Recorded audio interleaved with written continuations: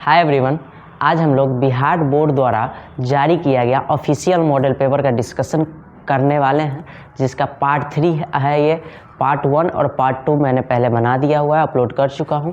तो इसका अगर आपने देखा है तो ठीक है, नहीं देखा है तो आप जा करके डिस्क्रिप्शन में या फिर कमेंट बॉक्स में उसका लिंक मिल जाएगा, आप देख लीजिएगा। ठीक है, तो आज हम लोग पार्ट 3 स्टार्ट करते हैं। नंबर तक हम लोगों ने कर लिया था, तो 36 नंबर से स्टार्ट किया जाता है। ठीक है, तो 36 नंबर क्वेश्चन क्या कह रहा है कि क्लोरोफॉर्म क्या है। ठीक है, क्लोरोफॉर्म क्या है। सबसे पहली बात कि क्लोरोफॉर्म का फॉर्मूला आपको याद होना चाहिए कि क्लोरोफॉर्म का फॉर्मूला आखिर होता क्या है। तो क्लोरोफॉर्म का फॉर्मूला क्या होता है, तो इसको आप लोग यहाँ पे देखते हैं। क्लोरोफॉर्म होता है CHCl3।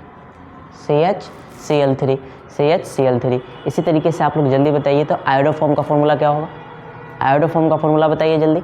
Iodoform CHI3। ठीक है, क्लोरोफॉर्म है तो Cl3 और आयोडोफॉर्म है तो I3। तो हम लोग देख रहे हैं कि यहाँ पे क्लोरोफॉर्म, क्लोरीन कितना बार आ रहा है, 3 बार। आयोडोफॉर्म, आयोडीन कितना बार आ रहा है, 3 बार। ठीक है, इसी हिसाब से अब हम लोग ऑप्शन से देखते हैं कि ऑप्शन में क्या दिया हुआ है।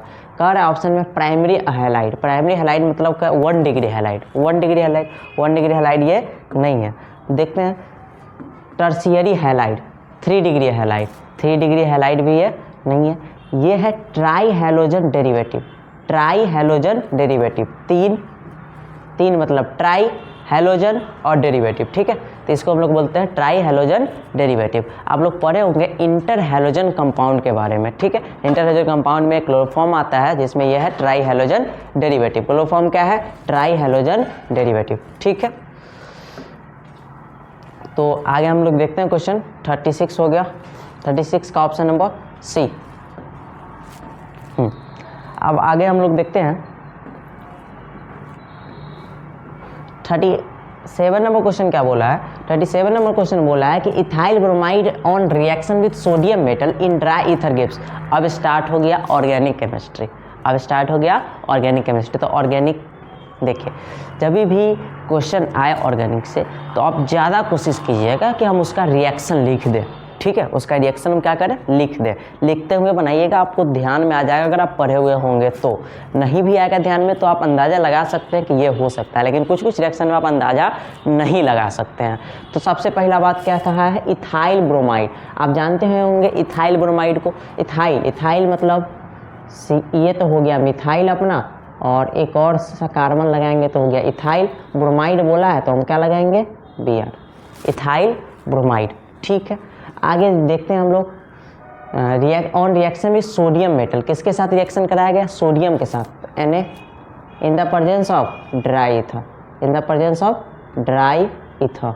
ठीक है, तो रिएक्ट क्या बनेगा, क्या इथेन, ब्यूटेन, प्रोपेन और इथाइलिन क्या बनेगा। तो इससे पहले इस क्वेश्चन को समझें, उससे पहले हम क्या करते हैं, इससे रिलेटेड 3 क्वेश्चन हम आपको बताते हैं जो कि बेहद इम्पोर्टेंट है। आपके एग्ज़ाम में पक्का पूछा जाएगा, 100% पूछा जाएगा।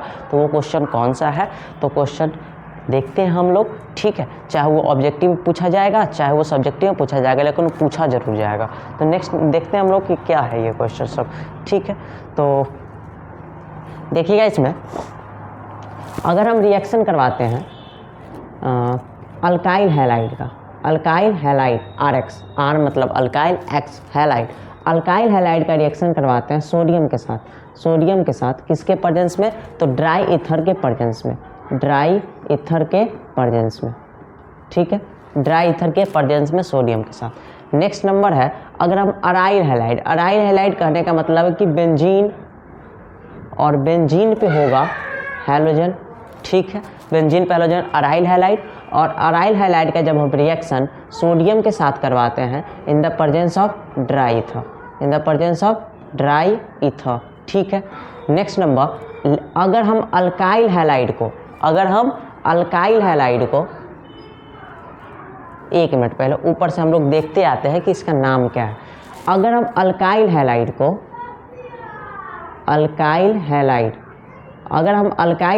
को सोडियम के साथ रिएक्शन करवाते हैं ड्राई ईथर के प्रेजेंस में, तो इस रिएक्शन का नाम होता है उर्ज रिएक्शन। क्या बोलते हैं, उर्ज रिएक्शन। ठीक है, देखिएगा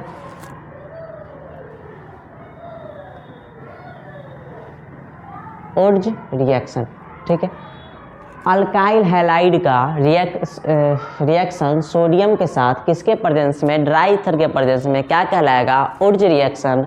और अराइल हैलाइड का रिएक्शन सोडियम के साथ इन the presence of dry ether, तो इसको बोलते हैं फिटिक रिएक्शन। क्या बोलते हैं, फिटिक रिएक्शन। इसको बोलते हैं हम लोग फिटिक रिएक्शन, उर्ज रिएक्शन, फिटिक रिएक्शन। लेकिन थर्ड नंबर देखिए इंपॉर्टेंट है। थर्ड नंबर में क्या बोला है, थर्ड नंबर में क्या होगा कि अगर हम अल्काइल हैलाइड का रिएक्शन, अगर हम अल्काइल हैलाइड का रिएक्शन अराइल हैलाइड के साथ करवाते हैं, अल्काइल हैलाइड का रिएक्शन अराइल हैलाइड के साथ, ठीक है, अल्काइल हैलाइड का रिएक्शन अराइल हैलाइड के साथ। देखिए अल्काइल हैलाइड का रिएक्शन इसके साथ, किसके प्रेजेंस में, sodium in the presence of dry ether, dry ether. ठीक है, अच्छा अल्काइल हैलाइड का सोडियम के साथ करेगा तो उर्ज, अराइल हैलाइड का सोडियम के साथ करेगा तो फिटिक, अल्काइल हैलाइड और अराइल हैलाइड दोनों करेगा सोडियम के साथ तो उर्ज फिटिक रिएक्शन। क्या होगा, उर्ज फिटिक रिएक्शन, उर्ज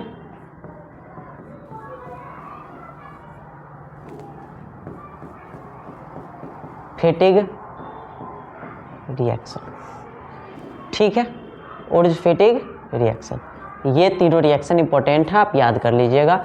alkyl halide sodium Wurtz, aryl halide sodium Fittig, alkyl halide भी था अराइल हैलाइड इन पर sodium in the presence of dry था, उर्ज फिटिक रिएक्शन। ठीक है, इतना तो ठीक है सर, लेकिन बनता क्या है ये भी बता दीजिए। तो क्या बनता है आप ध्यान से देखिए। पहले में क्या बनता है, जब हम अराइल हैलाइड का रिएक्शन सोडियम के साथ करवाएंगे तो बनेगा, ये देखिए ये सोडियम और ये X लेके चला जाएगा तो आगे बना देगा NaX। ठीक है, तो यहाँ पे क्या बच गया, सिर्फ अल्काइल बच गया। अब अल्काइल बच गया तो इसके साथ भी तो कोई होगा, क्योंकि यहाँ से X टूटा है तो इसके साथ तो कोई बचेगा, तो कोई नहीं होता है तो ये अपने आप का दोगुना कर लेता है, मतलब फिर से एक अल्काइल आकर के जुड़ जाएगा, क्योंकि यहाँ पे 2 अल्काइल हैलाइड लिया जाता है 2 मोल। ठीक है, तो यहाँ पे डबल R बनेगा, मतलब जितना कार्बन का यहाँ पे होगा उसका दुगुना कार्बन का यहाँ पे बनेगा, हाइड्रोकार्बन बनता है, हाइड्रोकार्बन। ठीक है, नेक्स्ट नंबर, अगर अराइल हैलाइड का रिएक्शन फिटिक के साथ है तो फिर से देखिए NaX लेके चला गया तो आगे क्या बनाएगा, NaX। ठीक है, प्लस NaX। ठीक है, अब देखिए नेक्स्ट, अब ये जो बेंजीन था अकेला बच गया, अब ये जो बेंजीन अकेला बच गया तो अब क्या करेगा, इसके साथ भी तो कोई तो होगा, तो फिर से इसे अपने आप को डबल कर लेगा, फिर एक और बेंजीन आ जाएगा, एक और बेंजीन आ जाएगा। ठीक है, यहाँ पे बन गया डाइअल्काइल और यहाँ पे बन गया डाइफेनाइल, डाइफेनाइल, डाइफेनाइल। ठीक है, थर्ड नंबर रिएक्शन क्या है, उर्ज फिटिक रिएक्शन, यानी अल्काइल हैलाइड किसके साथ रिएक्शन करेगा, अराइल हैलाइड के साथ। तो इस बार क्या होगा कि बेंजीन है, ठीक, यहाँ से X और यहाँ से X तो सोडियम के साथ चला जाएगा। ठीक है, तो यहाँ से जब X हट गया तो यहाँ पे कौन खाली बच गया, R, और यहाँ पे कौन खाली बच गया, बेंजीन। तो जब कोई नहीं होता था तो डबल कर लेता था, अब है तो यहाँ पे आके R लग जाएगा। ठीक है, और आगे बन जाएगा NX। ठीक है, तो अब हम लोग देखेंगे कि क्वेश्चन में क्या कहा गया था। क्वेश्चन में कहा गया था कि इथाइल ब्रोमाइड रिएक्शन कर रहा है सोडियम के साथ इन the presence of dry ether. तो यहाँ से यहाँ क्या है, यहाँ से यहाँ क्या है, R, ये क्या था, bromide X, alkyl halide sodium के साथ reaction dry in the presence of dry ether, क्या बनेगा, तो जितना R है डबल हो जाएगा, मतलब 2 कार्बन का था पहले तो इधर कितना हो जाएगा, 4 कार्बन का, मतलब CH3 CH2 CH2 और फिर CH3। बताइए इसका नाम क्या होता है, 4 कार्बन है तो ब्यूटेन, 4 कार्बन है तो ब्यूटेन। रिएक्शन का नाम क्या होगा, रिएक्शन का नाम होगा उर्ज रिएक्शन। ठीक है, फिटिक रिएक्शन समझ गए, उर्ज फिटिक रिएक्शन समझ गए, बेहद इंपॉर्टेंट है, आप याद कर लीजिएगा अच्छे से। ठीक है, नेक्स्ट क्वेश्चन में हम लोग देखते हैं।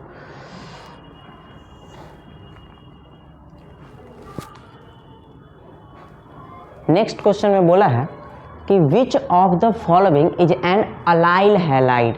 अलाइल हैलाइड, इनमें से कौन अलाइल हैलाइड है? तो अलाइल हैलाइड का पहचानने का तरीका क्या होता है, कैसे पहचानेंगे अलाइल हैलाइड क्या होता है, तो उसको हम लोग बता देते हैं कि अलाइल हैलाइड कैसे हम लोग पहचानेंगे। देखिएगा, कोई कार्बन होगा, ठीक है, उसके साथ एक और कार्बन होगा जो कि डबल बॉन्ड से जुड़ा हुआ होगा, डबल बॉन्ड से, ठीक है, कार्बन कार्बन डबल बॉन्ड, फिर से एक और कार्बन सिंगल बॉन्ड से जुड़ा होगा, फिर से एक और कार्बन सिंगल बॉन्ड से जुड़ा होगा, और इस सिंगल बॉन्ड वाले कार्बन से कोई हैलोजन निकला होगा, इस सिंगल बॉन्ड वाले कार्बन से कोई हैलोजन निकला होगा, तो हम लोग बोलेंगे अलाइल हैलाइड। Allyl halide. अगर अल्कोहल निकला हुआ होगा तो उसको बोलेंगे अलाइल अल्कोहल, अलाइल अल्कोहल, ठीक है। तो अलाइल हैलाइड है, कैसे पहचानेंगे? डबल बॉन्ड सिंगल बॉन्ड और उसके बाद उस कार्बन से हैलोजन, ठीक है, double bond carbon double bond carbon single bond carbon और उसी कार्बन से हैलोजन, उसके बगल वाला से नहीं, उसी कार्बन से। देख लेते हैं हम लोग कहाँ कहाँ होगा इस तरीके का, ठीक है। तो देखिए, पहला पे डबल बॉन्ड और उसी के बगल वाला कार्बन से हैलोजन नहीं होगा, ठीक है, फर्स्ट नंबर ऑप्शन नहीं होगा। सेकेंड ऑप्शन ट्रिपल बॉन्ड नहीं होगा, double bond single bond, double bond single bond, उसके बगल वाला कार्बन और इस कार्बन से ये हैलोजन, इसी कार्बन से ये हैलोजन। अच्छा, इस हैलोजन को अगर हम लगाएंगे तो इसी कार्बन पे आके लगेगा, ठीक है। तो डबल बॉन्ड सिंगल बॉन्ड, इसी कार्बन, ये कार्बन और इस कार्बन पे क्या है? हैलोजन। मिल गया, अलाइल हैलाइड मिल गया। डबल बॉन्ड सिंगल बॉन्ड, उसके बगल वाला कार्बन और उस बगल वाला कार्बन पे, उस बगल वाला कार्बन पे हैलोजन होना चाहिए था, सॉरी, हाँ ठीक है ठीक है। डबल बॉन्ड सिंगल बॉन्ड और उसी में कार्बन से क्या होना चाहिए था? हैलोजन, लेकिन यहाँ पे उसके बगल वाला कार्बन पे हैलोजन है, उसके बगल वाला कार्बन से ये क्लोरीन लगा हुआ है, तो ये पॉसिबल नहीं है, इसलिए हमारा आंसर हो जाएगा ऑप्शन सी अलाइल हैलाइड के लिए, ठीक है। नेक्स्ट हम लोग अब देखते हैं, देखिए कहा गया फॉर द रिएक्शन, एक रिएक्शन के लिए C2H5OH इथेनॉल है, HX है और ZnX2 के प्रेजेंस में रिएक्शन कराया गया है, तो ये बन रहा है, ठीक है। और तो डिक्रीजिंग ऑर्डर क्या होगा? रिएक्टिविटी ऑफ हैलोजन एसिड, ठीक है। तो इस हैलोजन का रिएक्टिविटी, इस हैलोजन का रिएक्टिविटी क्या होगा, ठीक है। तो हम लोग देखते हैं कि आप पहले समझ लेते हैं इसका कंसेप्ट क्या होगा और किस हिसाब से इसका आंसर आएगा। तो पहले इसको देख लीजिए, समझिए। अच्छा, एक बात बताइए, इस रिएक्शन में ये था, ठीक है, और इस रिएक्शन में ये था, और क्या बना है? ये बना, ये था और ये बना है। तो क्या चेंज हुआ है, पहले ये पहचानिए। सबसे पहला पहचानना है कि चेंज आखिर क्या हुआ। समझिए, यहाँ से OH हटा, ठीक है, और X जाके जुड़ गया, OH हटा और X जाके जुड़ गया, मतलब ये एसन रिएक्शन है, एसन, ठीक है, सब्स्टिट्यूशन रिएक्शन है। कौन सा रिएक्शन है? सब्स्टिट्यूशन रिएक्शन, यानी एक को सब्स्टिट्यूट कर रहा है। अच्छा, एक बात बताइए, ये कह रहा है कि ऑर्डर क्या होगा, इस सबसे पहले कौन दौड़ेगा, जाएगा रिएक्शन करने, तो बताइए। X के जगह पे या तो क्लोरीन, फ्लोरीन, या तो क्लोरीन, या तो ब्रोमीन, या तो आयोडीन, यही हो सकता है, या तो आयोडीन। सब में H लगा हुआ था, HF, HCl, HBr या फिर HI, सही है। तो कहा गया है कि सबसे फास्ट में कौन रिएक्शन करेगा, ऑर्डर क्या होगा सबसे ज़्यादा वाला का, सबसे कम वाले का क्या होगा। सुनिए, X जितना जल्दी यहाँ से टूट जाए उतना जल्दी यहाँ पे जाएगा, उसका स्पीड ज़्यादा होगा कि नहीं होगा, ठीक है। जितना जल्दी X टूट जाए, ठीक है, उसी का ऑर्डर सबसे ज़्यादा होगा, उसका रिएक्टिविटी सबसे ज़्यादा होगा जितना जल्दी X टूट जाए H से, ठीक है। अच्छा बताइए कि H कैसे टूटेगा, एक मिनट, ये बताइए कि X जो है, X यानी कि हैलोजन, ठीक है, कौन कौन था? फ्लोरीन, क्लोरीन, ब्रोमीन और आयोडीन। सबसे बड़ा लेंथ किसका होता है? आयोडीन का।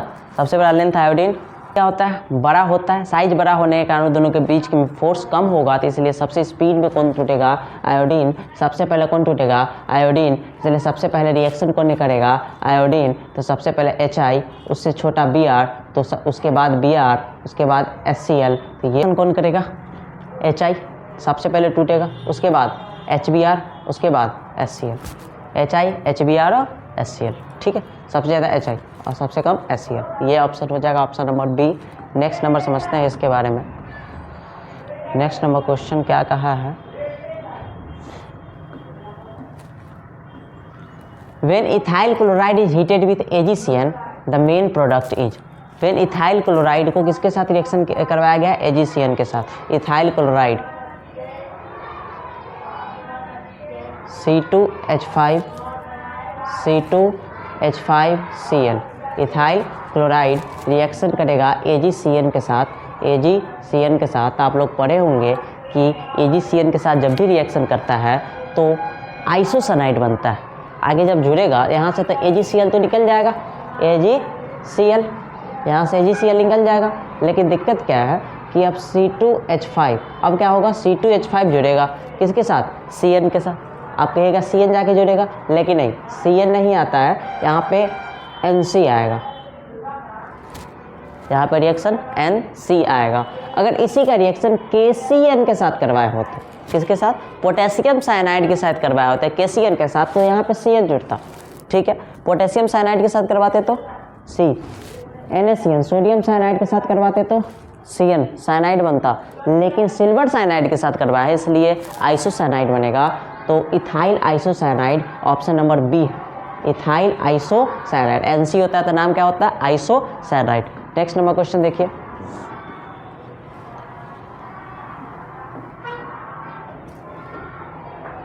थर्टी 41 नंबर क्वेश्चन देखते हैं। 41 नंबर क्वेश्चन में क्या बोला है कि विच of the following has highest dipole moment. सबसे ज़्यादा डाइपोल मोमेंट किस में होता है, तो देखिए ये चारों का हम ऑर्डर लिख देते हैं, आप याद कर लीजिएगा, ठीक है। देखिए CHCl3 का सबसे ज़्यादा होता है, CHCl3 का सबसे ज़्यादा होता है हाईएस्ट डाइपोल मोमेंट, CHCl3 का हाईएस्ट डाइपोल मोमेंट होता है। उसके बाद CH2Cl2 पहला नंबर, ये दूसरा नंबर पे होता है, CHCl3 तीसरा नंबर पे और CCl4 चौथा नंबर पे, ठीक है। सबसे ज़्यादा किसके साथ, CH3Cl। 41 42 नंबर क्वेश्चन देखेंगे अब हम लोग।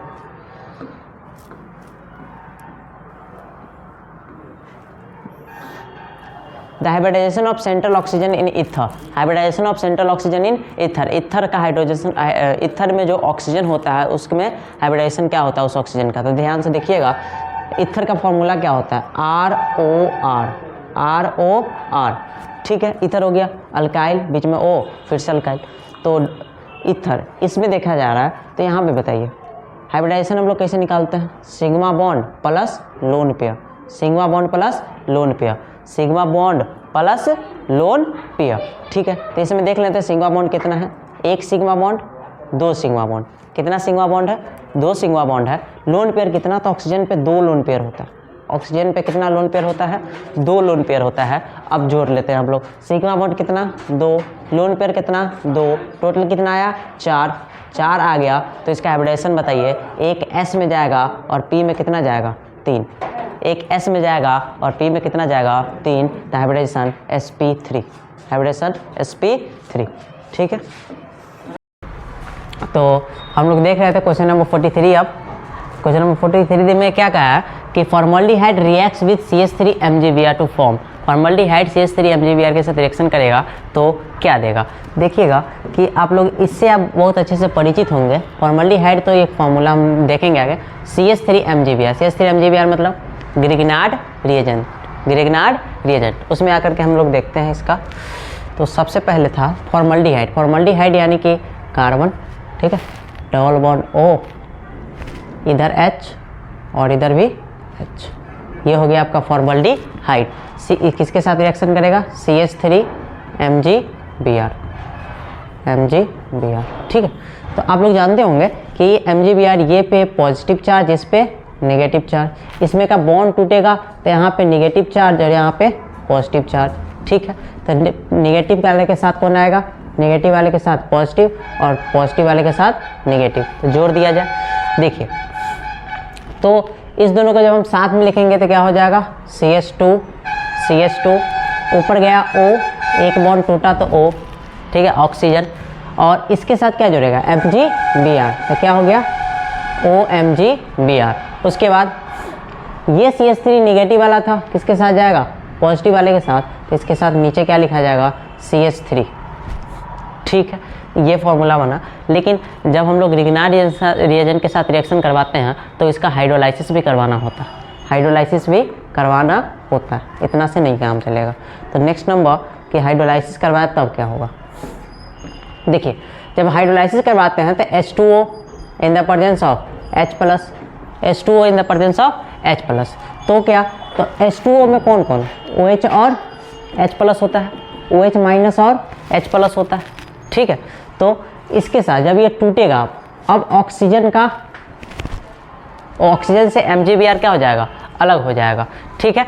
तो यहाँ पे CH3, ये वाला CH3, उसके बाद CH2 ये वाला, और उसके बाद O है, तो ऑक्सीजन पे नेगेटिव, इस पे पॉजिटिव, तो नेगेटिव वाले के साथ पॉजिटिव, तो यहाँ पे आ गया H, और आगे इधर आ जाएगा आपका, इधर आ जाएगा MgBr, Mg और एक Br और एक OH।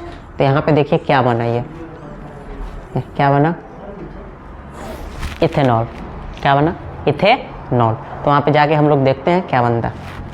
क्वेश्चन में क्या गया, क्या बना था अपना, CH3, यहाँ पे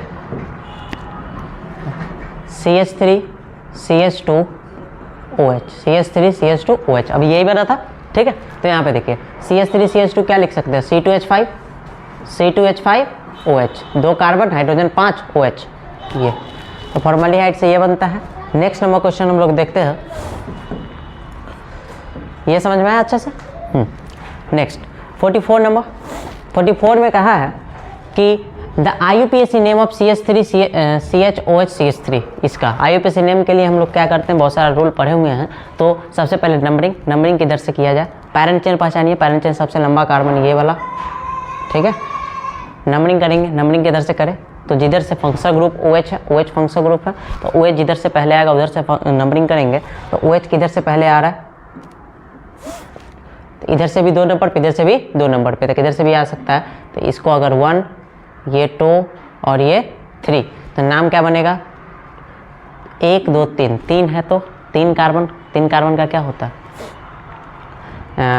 प्रोप, 3 कार्बन होता है तो नाम क्या बनता है, प्रोप, सब में सिंगल बॉन्ड था तो एन, प्रोप एन। उसके बाद OH अल्कोहल, अल्कोहल का फंक्शनल ग्रुप में सफिक्स में नाम लिखा आता है क्या, ओल, सफिक्स में क्या नाम होता है, ओल। तो कितने नंबर पे था ये, 2 नंबर पे था, 2 नंबर पे है, तो 2 या तो आप यहाँ पे लिख सकते हैं 2 पे ओल, 2 पे ओल, या फिर इसी को, इस 2 को आप पहले भी लिख सकते हैं 2 प्रोपेनोल, 2 प्रोपेनोल, ठीक है। अल्कोहल वाले को इसके साथ सटा के लिखने के लिए हम 2 को क्या कर दिए हैं बाहर, तो जहाँ पे ये ऑप्शन में होगा हो जाएगा, तो ऑप्शन नंबर बी आइसोप्रोपेनोल, ये तो अपना कॉमन नेम है। 1 प्रोपेनोल 1 पे नहीं है, ये कितने पे है, 2 पे है, ये नहीं हो सकता, नन ऑफ दिस तो है ही नहीं, आपका कौन हो जाएगा 2 प्रोपेनोल। नेक्स्ट देखिए हम लोग फास्ट कर रहे हैं क्योंकि बहुत टाइम ले चुके हैं और ज़्यादा क्वेश्चन अभी तक हुआ ही नहीं है, 44 क्वेश्चन ही हुआ है, तो फास्ट में थोड़ा सा करेंगे, ठीक है। तो आगे देखिए, नेक्स्ट है the first compound obtained on oxidation of primary alcohols. Primary alcohols का जब हम ऑक्सीडेशन करवाएंगे तो सबसे पहला कंपाउंड कौन बनेगा। तो आप लोग पढ़े हुए हैं कि अल्कोहल का जब हम ऑक्सीडेशन करवाते हैं तो क्या देता है, तो ऑक्सीडेशन करवाने के लिए हमको क्या चाहिए, ऑक्सीडाइजिंग एजेंट। जब ऑक्सीडाइजिंग एजेंट चाहिए तो ऑक्सीडाइजिंग एजेंट कितना तरीके का होता है, 2 तरीके का। पहला ऑक्सीडाइजिंग एजेंट जो कि स्ट्रॉन्ग होता है, जिसको हम लोग बोलते हैं स्ट्रॉन्ग ऑक्सीडाइजिंग एजेंट, ठीक है। दूसरा का क्या होता है, माइल्ड ऑक्सीडाइजिंग एजेंट, जो कि थोड़ा सा कमज़ोर होता है, माइल्ड ऑक्सीडाइजिंग एजेंट, ठीक है। तो जब हम प्राइमरी अल्कोहल 1 डिग्री अल्कोहल का 1 डिग्री अल्कोहल का ऑक्सीडेशन करवाते हैं तो क्या होता है, तो सुनिए, जब 1 डिग्री अल्कोहल का ऑक्सीडेशन करवाते हैं तो सबसे सबसे पहले क्या बनेगा, तो सबसे पहले आपका बनता है अल्डिहाइड, ठीक है, याद होगा आपको कहीं ROH। अगर इसका रिएक्शन करवाया जाए, अगर इसका ऑक्सीडेशन करवाया जाए किसी ऑक्सीडाइजिंग एजेंट, जैसे हम KMnO4 ले रहे हैं, पोटेशियम परमैंगनेट, अगर इसका इसके साथ रिएक्शन करवाते हैं तो पहले अल्डिहाइड बनता था RC⋯OH अल्डिहाइड, और फिर यही अल्डिहाइड फिर से ऑक्सीडेशन यानी कि नेसेंट ऑक्सीजन के साथ रिएक्शन करके क्या बनाता है, कार्बोजिलिक एसिड, कार्बोजिलिक एसिड, याद होगा, ठीक है।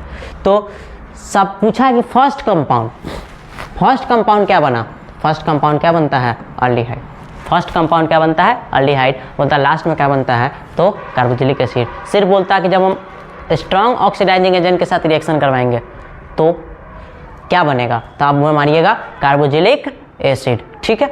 अगर कहेगा माइल्ड के साथ करवाते तब सर क्या होता, तो सिर्फ और सिर्फ अल्डिहाइड पे रुक जाता, आगे कार्बोजिलिक एसिड नहीं बनता, ठीक है। जब 1 डिग्री के साथ है, अगर 2 डिग्री के साथ रिएक्शन करवाते हैं, अगर हम 2 डिग्री के साथ रिएक्शन करवाते हैं तो क्या होगा, ठीक है, एक मिनट, अगर हम 2 डिग्री के साथ हम रिएक्शन करवाते हैं 2 डिग्री अल्कोहल के साथ या फिर 3 डिग्री अल्कोहल के साथ, तो क्या बनता है, कीटोन बनता है, क्या बनता है, कीटोन। फर्स्ट नंबर में क्या बनता है, कीटोन। नेक्स्ट, तो 45 का आंसर आपको मिल गया होगा, कौन सा, अल्डिहाइड, 45 का answer aldehyde, option D. Next number question देखेंगे 46, देखिए, विच of the following is Lucas reagent, Lucas reagent का फॉर्मूला, और लुकास रिएजेंट, ठीक है, लुकास रिएजेंट का फॉर्मूला होता है ZnCl2 और HCl, ZnCl2 और HCl।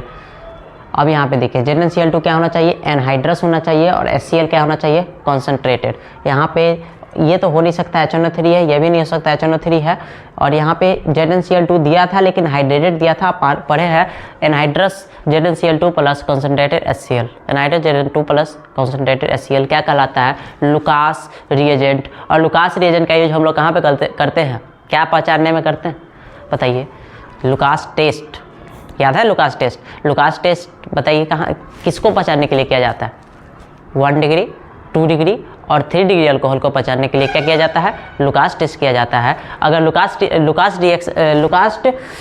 रिएजेंट के साथ रिएक्शन करवाते हैं 1 डिग्री का, 2 डिग्री का और 3 डिग्री का, अगर टर्बिडिटी एकदम अचानक आ गया तो कितना डिग्री था, 3 डिग्री, अगर थोड़ा देर बाद आया तो कितना था, 2 डिग्री, और आ ही नहीं रहा है, बहुत देर बाद या फिर गर्म करने के बाद आएगा तो 1 डिग्री, ठीक है। अचानक आ गया तो 3 डिग्री, थोड़ा देर बाद आया तो 2 डिग्री, और आ ही नहीं रहा तो बहुत देर बाद आएगा तो 1 डिग्री। लुकास टेस्ट आप याद रखिएगा, लुकास टेस्ट के बारे में। नेक्स्ट, तो इसका आंसर कौन हो जाएगा, anhydrous ZnCl2 with and concentrated HCl, ठीक है। नेक्स्ट नंबर क्वेश्चन देखिए,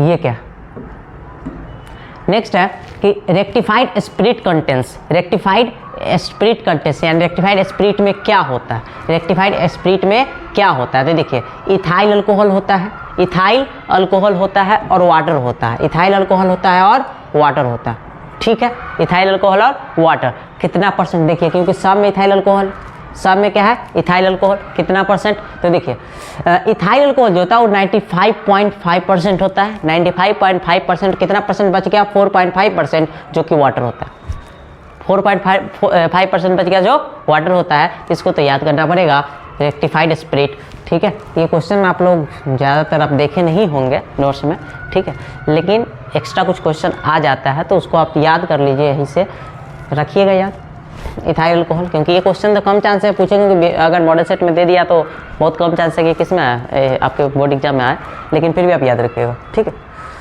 नेक्स्ट, हाँ ये अच्छा क्वेश्चन है क्योंकि हर साल पूछना ही है, इस तरीके का क्वेश्चन हर साल पूछता ही है।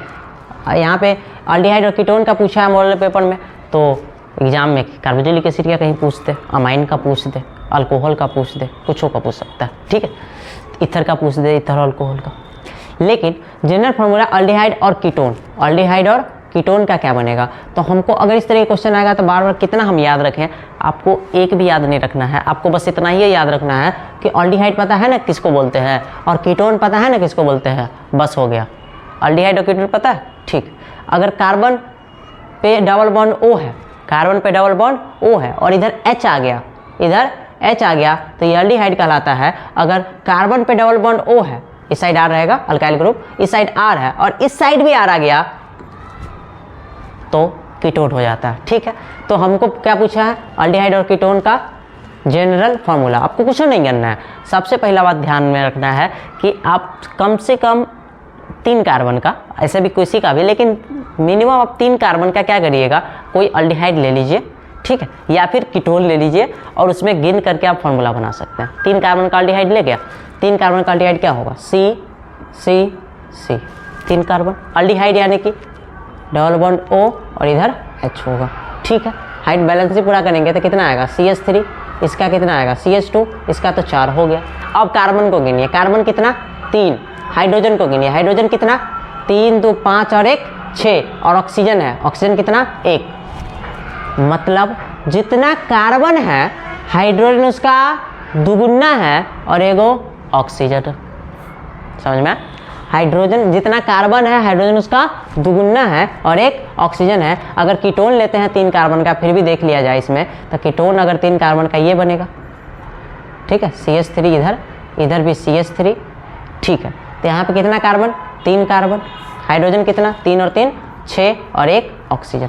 पता चल गया, जितना कार्बन हाइड्रोजन उसका दुगुना और 1 ऑक्सीजन, तो जितना कार्बन हाइड्रोजन उसका दुगुना से 2 ज़्यादा गलत, जितना कार्बन हाइड्रोजन उसका दुगुना और 1 ऑक्सीजन सही है, जितना कार्बन हाइड्रोजन उसका दुगुना से 2 कम गलत, दुगुना से 4 ज़्यादा गलत। ऑप्शन नंबर क्या, समझ में आया? किसी का भी पूछे एग्जाम्पल, आप मान लीजिए कार्बोक्सिलिक एसिड का अगर पूछ दे, कार्बोक्सिलिक एसिड और ईस्टर का पूछ दे, ठीक है, कार्बोक्सिलिक जैसे वो एक ही होता है, कार्बोक्सिलिक एसिड और ईस्टर एक ही साथ आता है, तो उसका पूछ दे, तब क्या किया जाएगा, वही काम है भाई, कोई ले लीजिए, लेकिन कम से कम मिनिमम आप 3 कार्बन का लेने की कोशिश कीजिएगा, थोड़ा सा कन्फ्यूजन ना होगा और आसानी से आप निकाल लीजिएगा। 3 कार्बन का ले लीजिए, कार्बोक्सिलिक एसिड बना दीजिए और उसमें गिन लीजिए जा करके। अल्कोहल का ले लीजिए, ठीक है, अल्कोहल में क्या, कोई किसी का भी अल्कोहल का 3 कार्बन का अल्कोहल ले लीजिए, जितना कार्बन होगा हाइड्रोजन उसका दुगुना से कितना भी हो और 1 ऑक्सीजन, इस तरीके से आप निकाल सकते हैं। ठीक है, कार्बन और हाइड्रोजन दुगुना से 2 ज़्यादा होता है और 1 ऑक्सीजन होता है, ये आपका अल्कोहल और ईथर का होता है, अल्कोहल और ईथर का होता है। ठीक है, तो 48 नंबर अगर हो गया हो तो 49 पे अब हम लोग चलते हैं। ये बहुत इजी क्वेश्चन आ रहा है, बहुत ही आसान क्वेश्चन आ रहा है ये। विच of the following gives Cannizzaro reaction, Cannizzaro reaction और अल्डोल कंडेंसेशन, याद है, अल्डोल कंडेंसेशन और कैनिजारो रिएक्शन। जिस एल्डिहाइड और कीटोन के पास अल्फा हाइड्रोजन हो, जिस हाइड्रोजन और कीटोन के पास अल्फा हाइड्रोजन हो, उसको बोलेंगे वो किस में जाएगा, अल्डोल कंडेंसेशन में। और जिस सिर्फ एल्डिहाइड के पास अल्फा हाइड्रोजन ना हो, वो कहाँ जाएगा, कैनिजारो रिएक्शन में।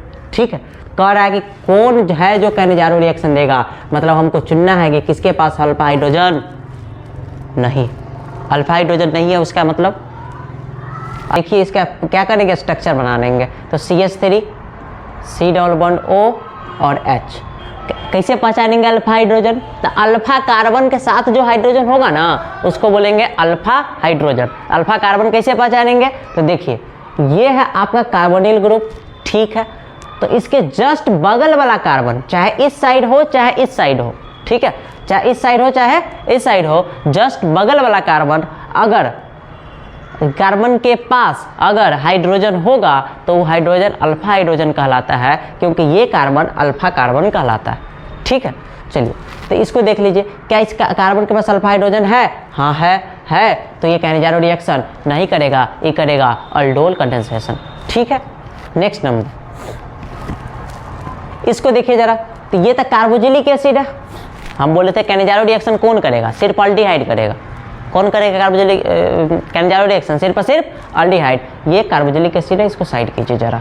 ठीक है, इसको देखिए HCHO, C double bond O, इधर भी H इधर भी H, क्या इस कार्बन के बगल में किधर भी कार्बन है क्या, नहीं है, कार्बन ही नहीं है, कार्बन अल्फा कार्बन है नहीं है, तो अल्फा हाइड्रोजन कहाँ से आएगा, अल्फा हाइड्रोजन इसके पास नहीं है, तो कैनिजारो रिएक्शन करेगा। इसको भी चेक कर लिया जाए, तो CH3 C double bond O CH3, ठीक है, तो ये इसको पकड़िए, इसके बगल वाला कार्बन के पास देखिए अल्फा हाइड्रोजन, ठीक है, ये कार्बन है अल्फा कार्बन है, इसके पास हाइड्रोजन है, यहाँ पे भी है, तो ये भी नहीं करेगा क्योंकि ये अल्डोल कंडेंसेशन करेगा। ऐसे भी एक कीटोन था तो ये तो करता ही नहीं। ठीक है, तो option number B Cannizzaro reaction को पहचान लीजिएगा। एक क्वेश्चन कैनिजारो रिएक्शन और अल्डोल कंडेंसेशन से पक्का रहता है और आपके एग्जाम में 100% आएगा। ठीक है, अल्डोल कंडेंसेशन से पहचानिए चाहे कैनिजारो रिएक्शन से, 100% आना ही है। ठीक है, चलिए तो आगे हम लोग देखते हैं अल्डोल कंडेंसेशन में कैसे पहचानेंगे, उसी तरीके से देखेंगे। इसके पास अल्फा हाइड्रोजन है, ये है अल्फा हाइड्रोजन, अल्फा हाइड्रोजन है तो अल्डोल कंडेंसेशन करेगा और नहीं है तो कैनिजारो रिएक्शन करेगा। ठीक है, नेक्स्ट नंबर 50 नंबर क्वेश्चन देखते हैं। 50 में क्या बोला है कि the IUPAC name of CH3CHO, CH3CHO देखिए C डबल बॉन्ड OH और इधर CH3, नंबरिंग किया जाए तो 1 और 2। ठीक है, ये C double bond OH aldehyde है, C double bond OH aldehyde है। जब अल्डिहाइड है तो इसके नाम में सफिक्स में क्या लगता है, अल, सफिक्स में क्या लगता है, अल। डायरेक्ट आप क्या कर लीजिए, ऑप्शन ए से देख लीजिए, एसिटल्डिहाइड। IUPAC नेम पूछ रहा है तो कहाँ से अल आना चाहिए था ना, IUPAC नेम है तो IUPAC नेम है तो अल आना चाहिए था, लेकिन इसे नहीं पहचानेंगे हम लोग, नाम लिख लेते हैं इसका। 2 कार्बन है तो 2 कार्बन का नाम क्या होता है, एथ, सिंगल बॉन्ड था सब में तो एन। ठीक है, कार्बन कार्बन के बीच में, वो ऑक्सीजन के बीच में डबल बॉन्ड है तो एथ एन। ठीक है, और 1 पे अल, और अल्डिहाइड हमेशा 1 पे होता है। ठीक है, तो 1 पे अल तो डायरेक्ट क्या लिखेंगे, अल। 1 नहीं लिखते हम लोग तो क्या नाम पड़ गया, इथेनल, इथेनल। ठीक है, ये क्या है, एसिटल्डिहाइड, एसिटल्डिहाइड, और एसिटल्डिहाइड का ये कॉमन नेम होता है, इसका इसी का नाम है, लेकिन IUPAC नहीं, कॉमन नेम है, याद रखिएगा। इस बार IUPAC पूछा है, कहीं कॉमन पूछते तब। ठीक है, तो इसका याद रखिएगा, कॉमन नेम होता है एसिटल्डिहाइड। ठीक है, इथेनल तो अपना सही था, अल्डिहाइड, सिर्फ अल्डिहाइड कैसे बोल सकते हैं, अल्डिहाइड तो एक ग्रुप है, फंक्शनल ग्रुप है तो सब में आएगा ना, सिर्फ अल्डिहाइड नहीं बोल सकते। और इथेनल अल्डिहाइड, इथेन अल्डिहाइड नहीं। अरे 51 नंबर क्वेश्चन समझ में आ रहा है ना, ठीक है, चलिए तो आगे देखा जाए। 50 क्वेश्चन हम लोग कर चुके हैं, 50 क्वेश्चन कर चुके हैं। अगर आप लोगों ने, फिर से मैं बता रहा हूँ, अगर आप लोग इससे पहले वाले पार्ट 1 और पार्ट 2 को देखा है, पार्ट 1 पार्ट 2 वीडियो को, तो ठीक है। अगर नहीं देखा है तो डिस्क्रिप्शन बॉक्स या फिर कमेंट बॉक्स में आपको पार्ट 1 और पार्ट 2 का लिंक मिल जाएगा, आप जा कर के देख लीजिएगा। स्पीड करके ही देख लीजिएगा, लेकिन उसको देख जरूर लीजिएगा, उसमें बहुत ज़्यादा कुछ इंपॉर्टेंट चीज़ बताया गया है। और जहाँ पे आप जानते हैं तो ठीक है, नहीं जानते हैं तो उसको आप याद करने का कोशिश कीजिएगा। ठीक है, तो अब आप लोग आगे बढ़ते हैं, लेकिन एक रिक्वेस्ट है आप लोगों से कि कम से कम, अगर आपके पास मेरा वीडियो पहली बार आया हो या फिर ये इस चैनल का वीडियो पहली बार आपके पास पहुंचा है, तो आप क्या कर लीजिएगा, इसको सब्सक्राइब जरूर कर लीजिएगा, क्योंकि बहुत जल्द यहाँ पे 1000 सब्सक्राइब होने वाला है, वो आपके हाथ में, आप जल्दी कर दीजिए उसको। ठीक है, ये आप कोशिश कीजिए कि 70 तक पहुँचते हुए 1000 हो जाए, आज ही हो जाए। ठीक है, आप शेयर कर दीजिए इस वीडियो को। अगर आप पहली बार देख रहे हैं आप पक्का लाइक कीजिए, क्योंकि आप शुरू से देख रहे हैं तो आप यहाँ तक आए हैं, इसका मतलब है कि आपको अच्छा लग रहा है, और अच्छा लग रहा है तो सब्सक्राइब करके जाइए। ठीक है, तो हम लोग आगे बढ़ते हैं 51 नंबर क्वेश्चन पे। तो 51 नंबर क्वेश्चन पे क्या बोला, the functional group of carboxylic acid. क्या बात है, कार्बोक्सिलिक एसिड, इससे आसान कोई क्वेश्चन आएगा क्या? कार्बोक्सिलिक एसिड का फंक्शनल ग्रुप क्या होता है? C double bond OH, C double bond OH, double bond O नहीं लगाया तो C डबल OH। ठीक है, चलिए फंक्शनल ग्रुप से क्वेश्चन पक्का रहता है, ये भी बात, फंक्शनल ग्रुप से क्वेश्चन आता है। कार्बोक्सिलिक एसिड का पूछा, आपसे कीटोन का पूछता तो क्या करते हैं? कीटोन ये था R, C double bond O R, इधर दोनों नहीं लिखा था, R होगा, ये कीटोन का है। किसका है? कीटोन का। C double bond OH, aldehyde का, किसका है? अल्डिहाइड का, C डबल बॉन्ड OH। अभी ऊपर नाम लिख रहे थे हम लोग तो अल्डिहाइड दिखा था। OR, ROR, इथर, क्या नाम है? इथर। ये इथर का, कीटोन का, अल्डिहाइड का, कार्बोक्सिलिक एसिड का। कार्बोक्सिलिक एसिड पूछा था तो हो गया अल्कोहल का ROH, अल्कोहल का ROH। फेनॉल जानते हैं बेंजीन पे OH, फेनॉल जानते हैं बेंजीन पे OH। इस तरीके से आप लोग बना सकते हैं। ठीक है, देखिए ऑब्जेक्टिव बनाने का दो तरीका होता है। पहला तरीका आपको याद है, अरे कार्बोक्सिलिक एसिड पूछा है, COO नहीं है, अच्छा COOH है ना, ये लो, हो गया। दूसरा तरीका क्या होता है, ये पहला तरीका था। दूसरा तरीका क्या होता है कि आप हर ऑप्शन को देखें ये ऑप्शन क्यों नहीं होगा। ठीक है, अगर आपको लग रहा है तो आप आराम से छांट सकते हैं। आप यहाँ से पूछने से पहले ये देखिए क्या ये कार्बोक्सिलिक एसिड है, नहीं कीटोन है, ये अल्डिहाइड है, ये ईथर है, तो ये कार्बोक्सिलिक एसिड होगा। ठीक है, तो अगर आप ऑप्शन को काट काट के बनाइएगा ना तो आपका 35 से 35 आएगा, 35 में 35 आएगा, एक को गलत नहीं होगा। अगर आपको कन्फ्यूजन होता है बनाने में 35 में 35, छोड़ दीजिए। कहीं कहते मेरे पास बहुत ऑप्शन है, ठीक है हम 35 नहीं बनाएंगे, नहीं बन रहा है, कन्फ्यूजन है, ए और बी में कन्फ्यूजन है, छोड़ दीजिए, उसको गोल घेरिए और आगे बढ़िए। क्या पता आगे आपका छोटा छोटा क्वेश्चन हो, इस तरीके का क्वेश्चन से इंतजार कर रहा हो, आओ हमको बनाओ। ठीक है, 35 हो जाएगा तो उसको देखने की क्या ज़रूरत है। अगर 35 ना हो तो फिर आइएगा, लेकिन 35 हो जाएगा तो फिर भारी क्वेश्चन को बनाने का क्या मतलब, क्या ज़रूरत है। 70 थोड़ी बनाना है, 35 ही बनाना है ना, उसको छोड़ के चल जाएंगे। ठीक है, इतना छोटा छोटा बच्चा क्वेश्चन सब आपका इंतजार कर रहा हो कि आएगा हमको बनाएगा लास्ट में, और आप पहले भारी बना बना के गलत बना बना के बैठे हुए हैं, बाद में इसको देख के कहिएगा कितना बड़ा गलती करते, तो ऐसा मत कीजिएगा। ठीक है, पहले पूरा क्वेश्चन 70 तक जाइए। और बहुत बच्चा क्या करता है कि गलती करता है, पहले टिक मारेगा, इसका आंसर डी है, इसका आंसर ए है, फिर बाद में जाएगा टिक, फिर घसेगा ए का सी था, बी का डी था। भैया 70 क्वेश्चन है और 1 घंटा मिलेगा, 1 से 1.5 घंटा ऑब्जेक्टिव के लिए OMR शीट दिया जाएगा ना, तो छीन लिया जाएगा। 3 घंटा आप OMR शीट आपके पास नहीं रहने वाला। ठीक है, तो इसका आंसर ए बी आप टिक टिक मार के पूरा टाइम बर्बाद कर लिए, और जब घसने जाइएगा पता चलेगा कि कॉपी छिना रहा है, जाइए गया, सब बन गया था लेकिन गया। ऐसा नहीं करना है। इसका आंसर डी है तो यहीं पे लीजिए डी, यहाँ पे नहीं, OMR शीट में। ठीक, तो आगे देखते हैं अब हम लोग।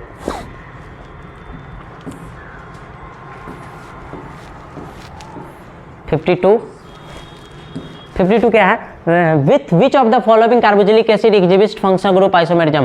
कार्बोक्सिलिक एसिड याद है, अभी थोड़ा देर पहले हम बता रहे थे, जैसा क्या बोल रहे थे, जनरल फार्मूला पूछा जा रहा था। क्या पूछा जा रहा था, जनरल फार्मूला, तो कौन था, ऑल्डिहाइड और कीटोन, ऑल्डिहाइड और कीटोन। ठीक है, तो ऑल्डिहाइड और कीटोन ये जो है आइसोमेरिज्म बनाता है, फंक्शनल आइसोमेरिज्म। ठीक है, ऑल्डिहाइड और कीटोन, अल्कोहल और ईथर, अल्कोहल और ईथर,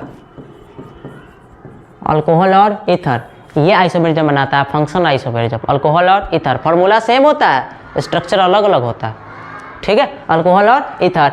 कार्बोक्सिलिक एसिड उसी के साथ बोल लेता है, कार्बोक्सिलिक एसिड और ईस्टर, कार्बोक्सिलिक एसिड और ईस्टर।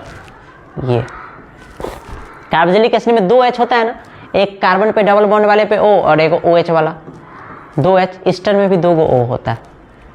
ठीक है, देखे होंगे।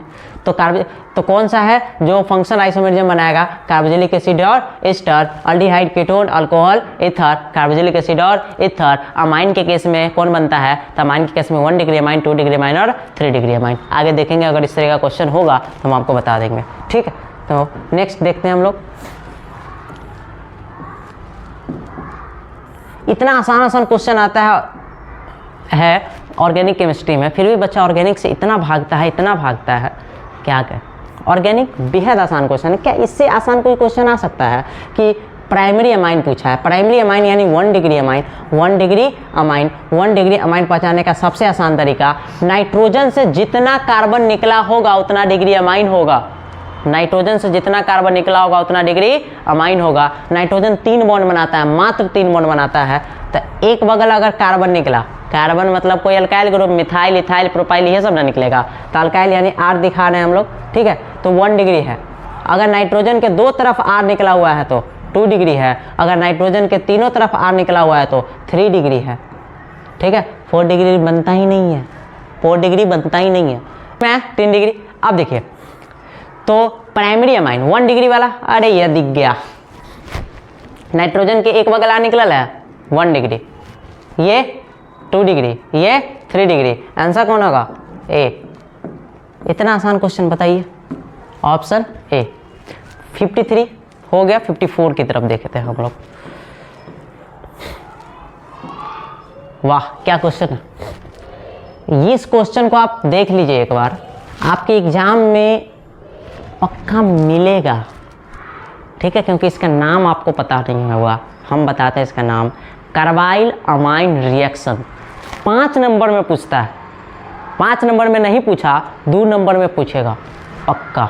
5 या 2 नंबर में कार्बाइल अमाइन रिएक्शन 100% आपके एग्जाम में रहने वाला है, और ऑब्जेक्टिव में तो रहता ही है, हर साल रहता है कार्बाइल अमाइन रिएक्शन। ठीक है, देखिए कार्बाइल अमाइन रिएक्शन क्या होता है, जब 1 डिग्री अमाइन 1 डिग्री अभी पहचाने है ना, एक बगल आर, ठीक है। जब 1 डिग्री अमाइन रिएक्शन करता है क्लोरोफॉर्म के साथ, किसके साथ, क्लोरोफॉर्म के साथ, किसके प्रेजेंस में, तो किसी बेस के प्रेजेंस में, किसी बेस के प्रेजेंस में, तो क्या बनता है, अल्काइल आइसोसाइनाइड बनता है, अल्काइल आइसोसाइनाइड बनता है, आइसोसाइनाइड बनता है। तो देख लीजिए मिथाइल अमाइन है, मिथाइल अमाइन यानी कि CH3NH2, CH3NH2 ये रिएक्शन करेगा किसके साथ, क्लोरोफॉर्म। क्लोरोफॉर्म हम इसी लेक्चर में आपको बताए थे, क्लोरोफॉर्म का फॉर्मूला बताए थे ना, CHCl3 किसी बेस के साथ अल्कोहलिक KOH के साथ रिएक्शन किया, KOH, तो क्या देता है, अल्काइल आइसोसाइनाइड। ये NH2 यहाँ से हटेगा,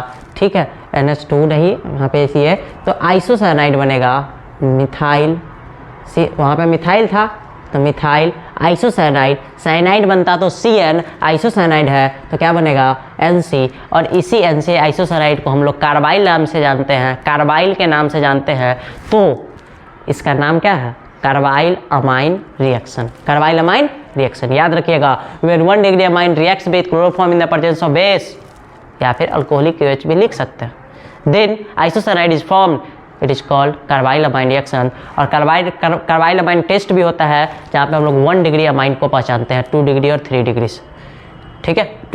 1 डिग्री अमाइन को पहचानने का कौन सा है बेस तरीका है, कार्बाइल अमाइन। इसमें बहुत सारा है, जैसे हिंसबर्ग टेस्ट हो गया, ये हो गया, एजोडाई टेस्ट हो गया, एजोडाई तो अलग है, ठीक है। तो हिंसबर्ग टेस्ट से हम तीनों को पहचान सकते हैं, 1 डिग्री को, 2 डिग्री को और 3 डिग्री को, ठीक है। हिंसबर्ग रिएजेंट, सल्फोनाइल क्लोराइड, ठीक है। तो नेक्स्ट नंबर देखते हैं, 54 हो गया, कौन था, हाँ 53, तो CH3NC carbyl amine, isocyanide NC, isocyanide NC, ये लीजिए, CN नहीं, OH नहीं, CHO नहीं, ठीक है। तो आगे देखिए,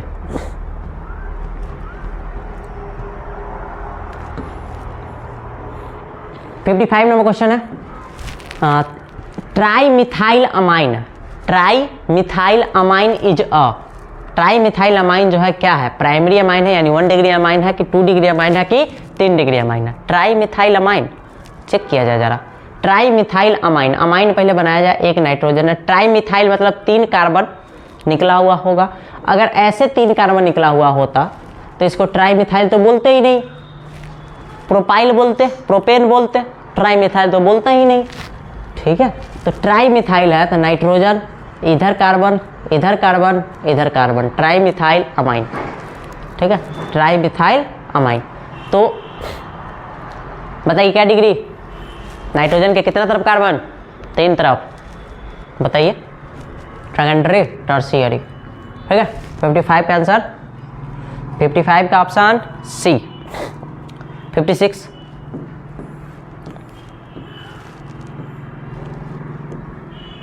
56 alkylation is possible for which of the following, alkylation इनमें से किस में पॉसिबल होगा। चलिए एक चीज़ हम आपको पढ़ाए थे, लेकिन एक यहाँ से भी एक चीज़ देखते हैं, उसको समझने का आप लोग कोशिश कीजिएगा कि अगर हम अमोनिया में NH3 में अल्काइल हैलाइड मिलाते हैं, RX अल्काइल हैलाइड मिलाते हैं तो 1 डिग्री अमाइन बनता है, RNH2, RNH2 अल्काइलेशन, ठीक है। फिर से अगर इसी 1 डिग्री अमाइन में अगर हम फिर से RX मिलाए अल्काइल हैलाइड, फिर से अल्काइल हैलाइड मिलाए, तो फिर इस बार क्या बनेगा, R2NH, R2NH, ठीक है, यानी कि 2 डिग्री। यहाँ अमोनिया था, अमोनिया में एक बार अल्काइल हैलाइड मिलाए हैं, 1 डिग्री बना, 1 डिग्री में अल्काइल हैलाइड मिलाए तो 2 डिग्री बना, ठीक है। अगर 2 डिग्री में अल्काइल हैलाइड फिर से मिलाएंगे, अगर 2 डिग्री में अल्काइल हैलाइड फिर से मिलाएंगे तो इस बार 3 डिग्री बनेगा, R3N, R3N, R3N। ये क्या डिग्री होगा, 3 डिग्री होगा, ठीक है। ठीक है। तो यहाँ पे क्या डिग्री बन गया, 3 डिग्री, 3 डिग्री बन गया। बताइए अमोनिया में एक बार मिला है तो 1 डिग्री, 1 डिग्री में एक बार RX मिला है तो 2 डिग्री, 2 डिग्री में RX मिला है तो 3 डिग्री, और 3 डिग्री में भी RX मिला देंगे अल्काइल हैलाइड, तो इस बार बनता है R4N प्लस Cl माइनस। ठीक है, इस बार क्या बनेगा, Cl नहीं, यहाँ पे X आ जाएगा, X minus quaternary ammonium salt, quaternary ammonium salt. ठीक है, अब 3 डिग्री से 4 डिग्री अल्काइल अमाइन नहीं होता है, इसको क्या बोलते हैं, क्वाटरनरी अमोनियम साल्ट। तो बताइए किसका किसका अल्काइलेशन करवाया जा सकता है, अल्काइलेशन मतलब ये अल्काइल को लगा देना, अल्काइल को लगा देना। तो बताइए किसका 1 डिग्री करवा सकते थे कि नहीं करवा सकते थे, देखिए 1 डिग्री से 2 डिग्री बना, 2 डिग्री करवा सकते थे कि नहीं करवा सकते थे, 2 डिग्री से 3 डिग्री बना, 3 डिग्री का भी करा सकते हैं, मतलब ऑल ऑफ दीज। ठीक है, मतलब ऑल ऑफ दीज सबका करवा सकते हैं। देखिए अमोनिया के करवाएंगे तो 1 डिग्री, 1 डिग्री करवाएंगे तो 2 डिग्री, 2 डिग्री करवाएंगे तो 3 डिग्री, और 3 डिग्री करवाएंगे तो क्वाटरनरी अमोनियम साल्ट, 4 डिग्री नहीं। ठीक है, चलिए आगे देखते हैं हम लोग। अच्छा एक मिनट,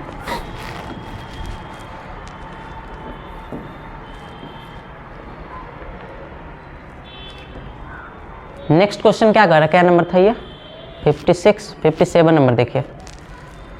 चलिए इसको जरा देख लिया जाए। How many primary amines are possible by molecular formula C4H11N।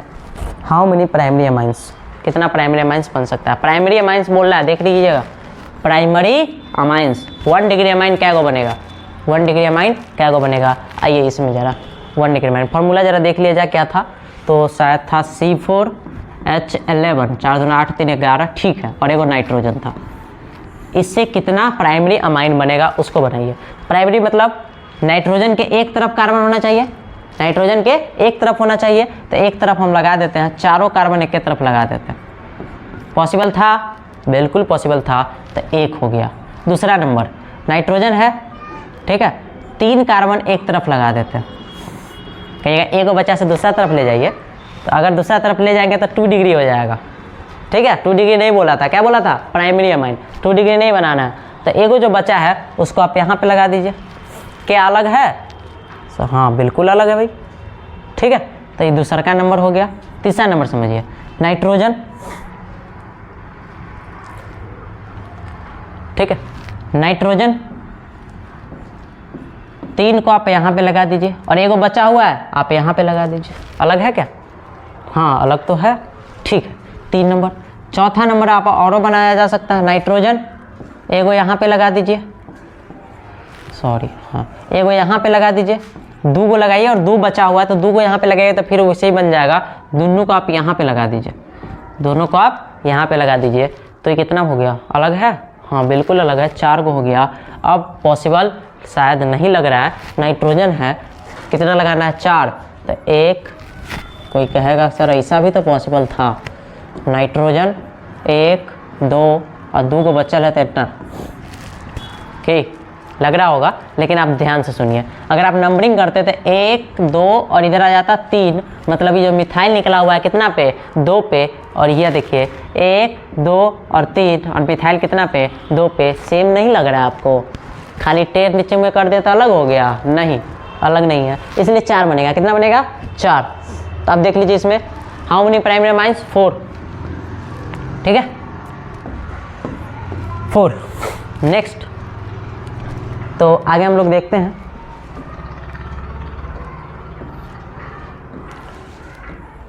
(58) number ना, ठीक है, एसीटोनाइट्राइल एज, एसीटोनाइट्राइल एज। देखिए एक चीज़ आप याद रखिएगा, यहाँ पे जो पढ़ते हैं तो उनको मैंने बताया था कि आप याद रखिएगा, अगर एक कार्बन है तो इसके लिए ज़्यादातर हम लोग कॉमन नाम के लिए फॉर्माइल का यूज करते हैं। फॉर्म इस तरीके से आएगा, फॉर्माइल ही नहीं, ठीक है, चाहे फॉर्मल्डिहाइड एक कार्बन का, कार्बोक्सिलिक एसिड में फॉर्मिक एसिड आता है, और 2 कार्बन का जब रहता है, 2 कार्बन का, तो ACE इस तरीके से यूज किया जाता है, एसिटल्डिहाइड, एसिटिक एसिड, 2 कार्बन का सब है कार्बोक्सिलिक एसिड, ठीक है। यहाँ पे देखिए एसीटोनाइट्राइल ACE कितना कार्बन का होगा, 2 कार्बन का, कितना कार्बन का होगा, 2 कार्बन का, और मीथेन बोला है, प्रोपेन बोला है, ब्यूटेन बोला, इथेन बोला, मिल गया 2 कार्बन इथेन, 2 कार्बन इथेन। ठीक है, ऑप्शन नंबर बी याद रखिएगा। आपको याद होगा पक्का कि कार्बोक्सिलिक एसिड 1 कार्बन का HCHO,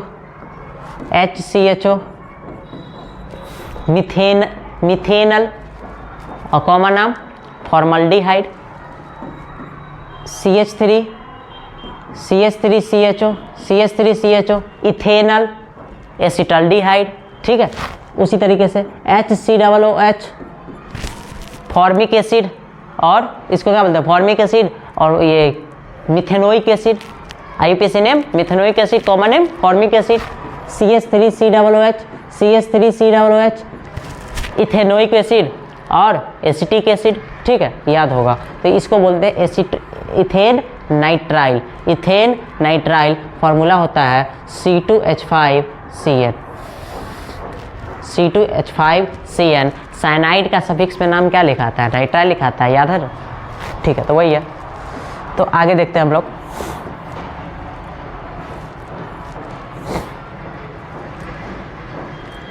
क्या है, विच of the following is a maltose, sorry monosaccharide. इनमें से कौन क्या है, मोनोसैकेराइड है। इनमें से कौन मोनोसैकेराइड है, याद कीजिए। हम लोग कौन था, कार्बोहाइड्रेट को कितना भाग में बांटे थे, मैंने 3 भाग में बांटे थे। कौन कौन, मोनोसैकेराइड, ओलिगोसैकेराइड और पॉलीसैकेराइड।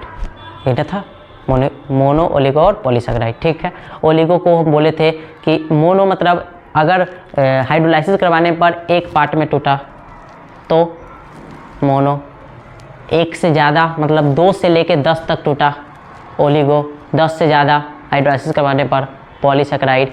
ठीक है, अगर 2 टूटा तो उसका अलग नाम था डाइसैकेराइड। क्या नाम था, डाइसैकेराइड। तो ये देखिए, ये सब जो है मोनोसैकेराइड कौन होगा, तो आपका गैलेक्टोज हो जाएगा मोनोसैकेराइड, ये सब डाइसैकेराइड में आ जाएगा। सब किस में आ जाएगा, डाइसैकेराइड में आ जाएगा। ठीक है, तो ये आ जाएगा मोनोसैकेराइड में गैलेक्टोज। नेक्स्ट नंबर क्वेश्चन, आगे देखा जाए जरा। 16 नंबर क्वेश्चन है, Which of the following is sequence in nucleic acid? Which of the following is the sequence in nucleic acid? Nucleic acid में जो sequence होता है कौन होता है, देखिए याद कीजिएगा एकदम आसान तरीके से याद रखिएगा। प्रेम से बोलो, आगे जय माता दी, है ना। प्रेम से बोलो, जय माता दी। ठीक है, प्रेम से बोलो, जय माता दी। ठीक है, प्रेम से बोलो मतलब देखिए कैसे, ये क्या होगा, फॉस्फेट, एस से क्या होगा, शुगर, बी से क्या होगा, base. Phosphate sugar base, phosphate sugar base.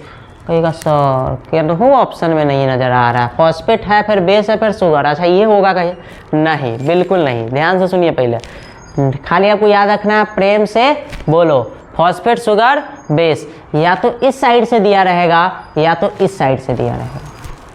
ठीक है, या तो फॉस्फेट शुगर बेस और नहीं तो base sugar phosphate, base sugar phosphate. कहीं है क्या, base sugar phosphate, option D. प्रेम से बोलो, प्रेम से बोलो। ठीक है, याद रखिएगा। जय माता दी। आगे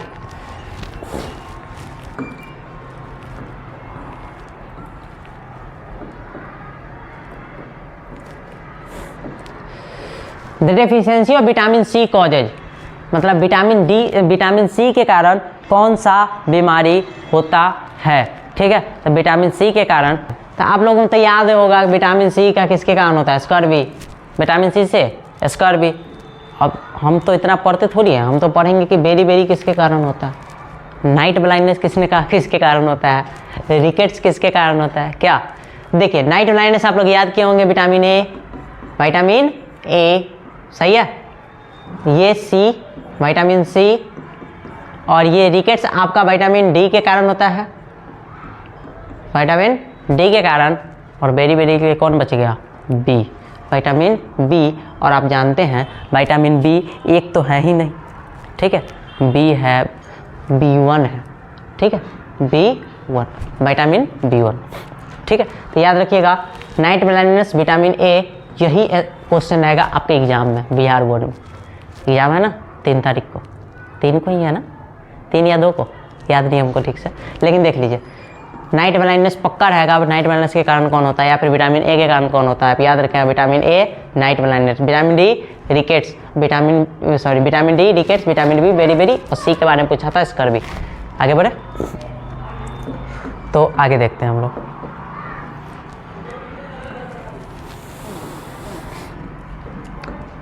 देखिए विच of the following is an essential alpha amino acid, इनमें से कौन अल्फा एमिनो एसिड है। तो इनमें से आप याद रखिएगा, इसमें इसके बारे में ज़्यादा तो आप लोग अगर ज़्यादा याद कर ही नहीं पाइएगा, अभी इतना शॉर्ट टाइम है, इतना कम टाइम है कि इसको आप ना कर पाइएगा। अल्फा एमिनो एसिड, ग्लाइसिन नहीं होगा, लाइसिन होगा इसका आंसर।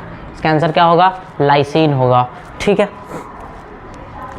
आगे देखते हैं हम लोग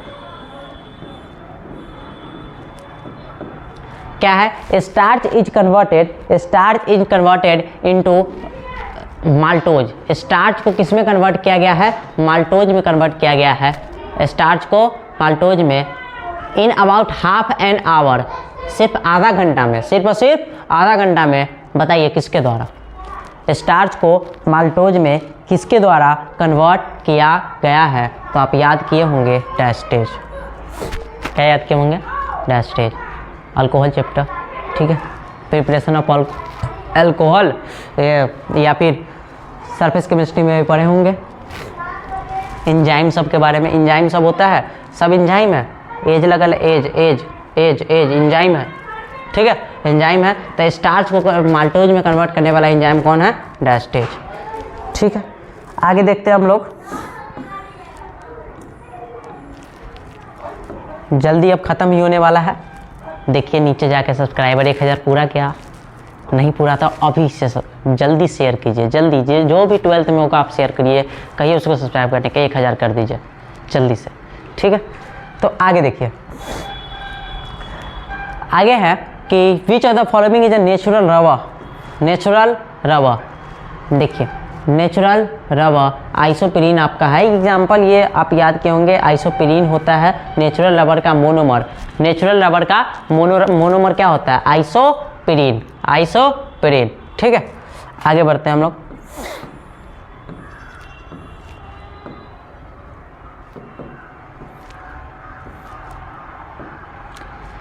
caprolactam is a monomer of, याद किए हैं ना आप लोग, कैप्रोलैक्टम मोनोमर होता है किसका, नाइलॉन 6 का। कैप्रोलैक्टम मोनोमर किसका होता है, नाइलॉन 6 का, ठीक है। तो और यहाँ पे नाइलॉन 2, नाइलॉन 6, ये आपका बायोडिग्रेडेबल मोनोमर। देखिए एग्जाम्पल में पूछा जाता है बहुत ही सारा, विच of the following is biodegradable monomer. 2 option जरूर होगा, या तो नाइलॉन 2 नाइलॉन 6 होगा, या तो ऑप्शन में सेल्यूलोज होगा, ठीक है। नेचुरल वाला जो था, नेचुरल वाला सब आ जाएगा बायोडिग्रेडेबल में, ठीक है। और यहाँ पे नाइलॉन 2 और नाइलॉन 6 भी बायोडिग्रेडेबल में आ जाएगा, और एक हो जाएगा सेल्यूलोज। तो आप याद रखिएगा विच ऑफ द फॉलोइंग इज कौन सा। आगे नेक्स्ट क्वेश्चन देखते हैं, 56 नंबर, ठीक है। Dacron is example of, Dacron किसका एग्जाम्पल है, डेक्रोन पॉलिस्टर।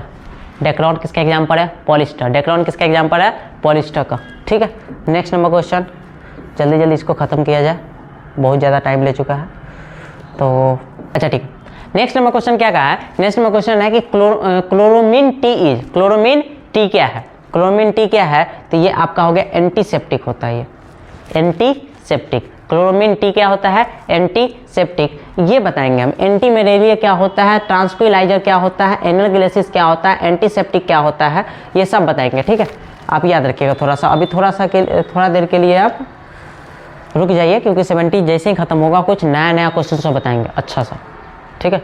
और बहुत सारा मेरे व्हाट्सएप पे बहुत सारा क्वेश्चन आया है कि सर ये इसका बताइए, इसका क्या होगा, इसका क्या होगा, इसका क्या होगा। तो हम फ़ोन में से व्हाट्सएप पे देख करके हम बता देंगे कि इसका आंसर सब क्या होगा। ठीक है, तो व्हाट्सएप का डाउट भी यहाँ पे हम कवर करेंगे। पहले इसको 70 तक कर लेते हैं। ठीक है, तो ये कौन है? एंटीसेप्टिक है। नेक्स्ट क्वेश्चन है, by home penicillin was first discovered. किसके द्वारा पेनिसिलिन डिस्कवर्ड किया गया है? ये अलेक्जेंडर फ्लेमिंग के द्वारा। अलेक्जेंडर फ्लेमिंग, ठीक है, आप याद रखिएगा, अलेक्जेंडर फ्लेमिंग के द्वारा।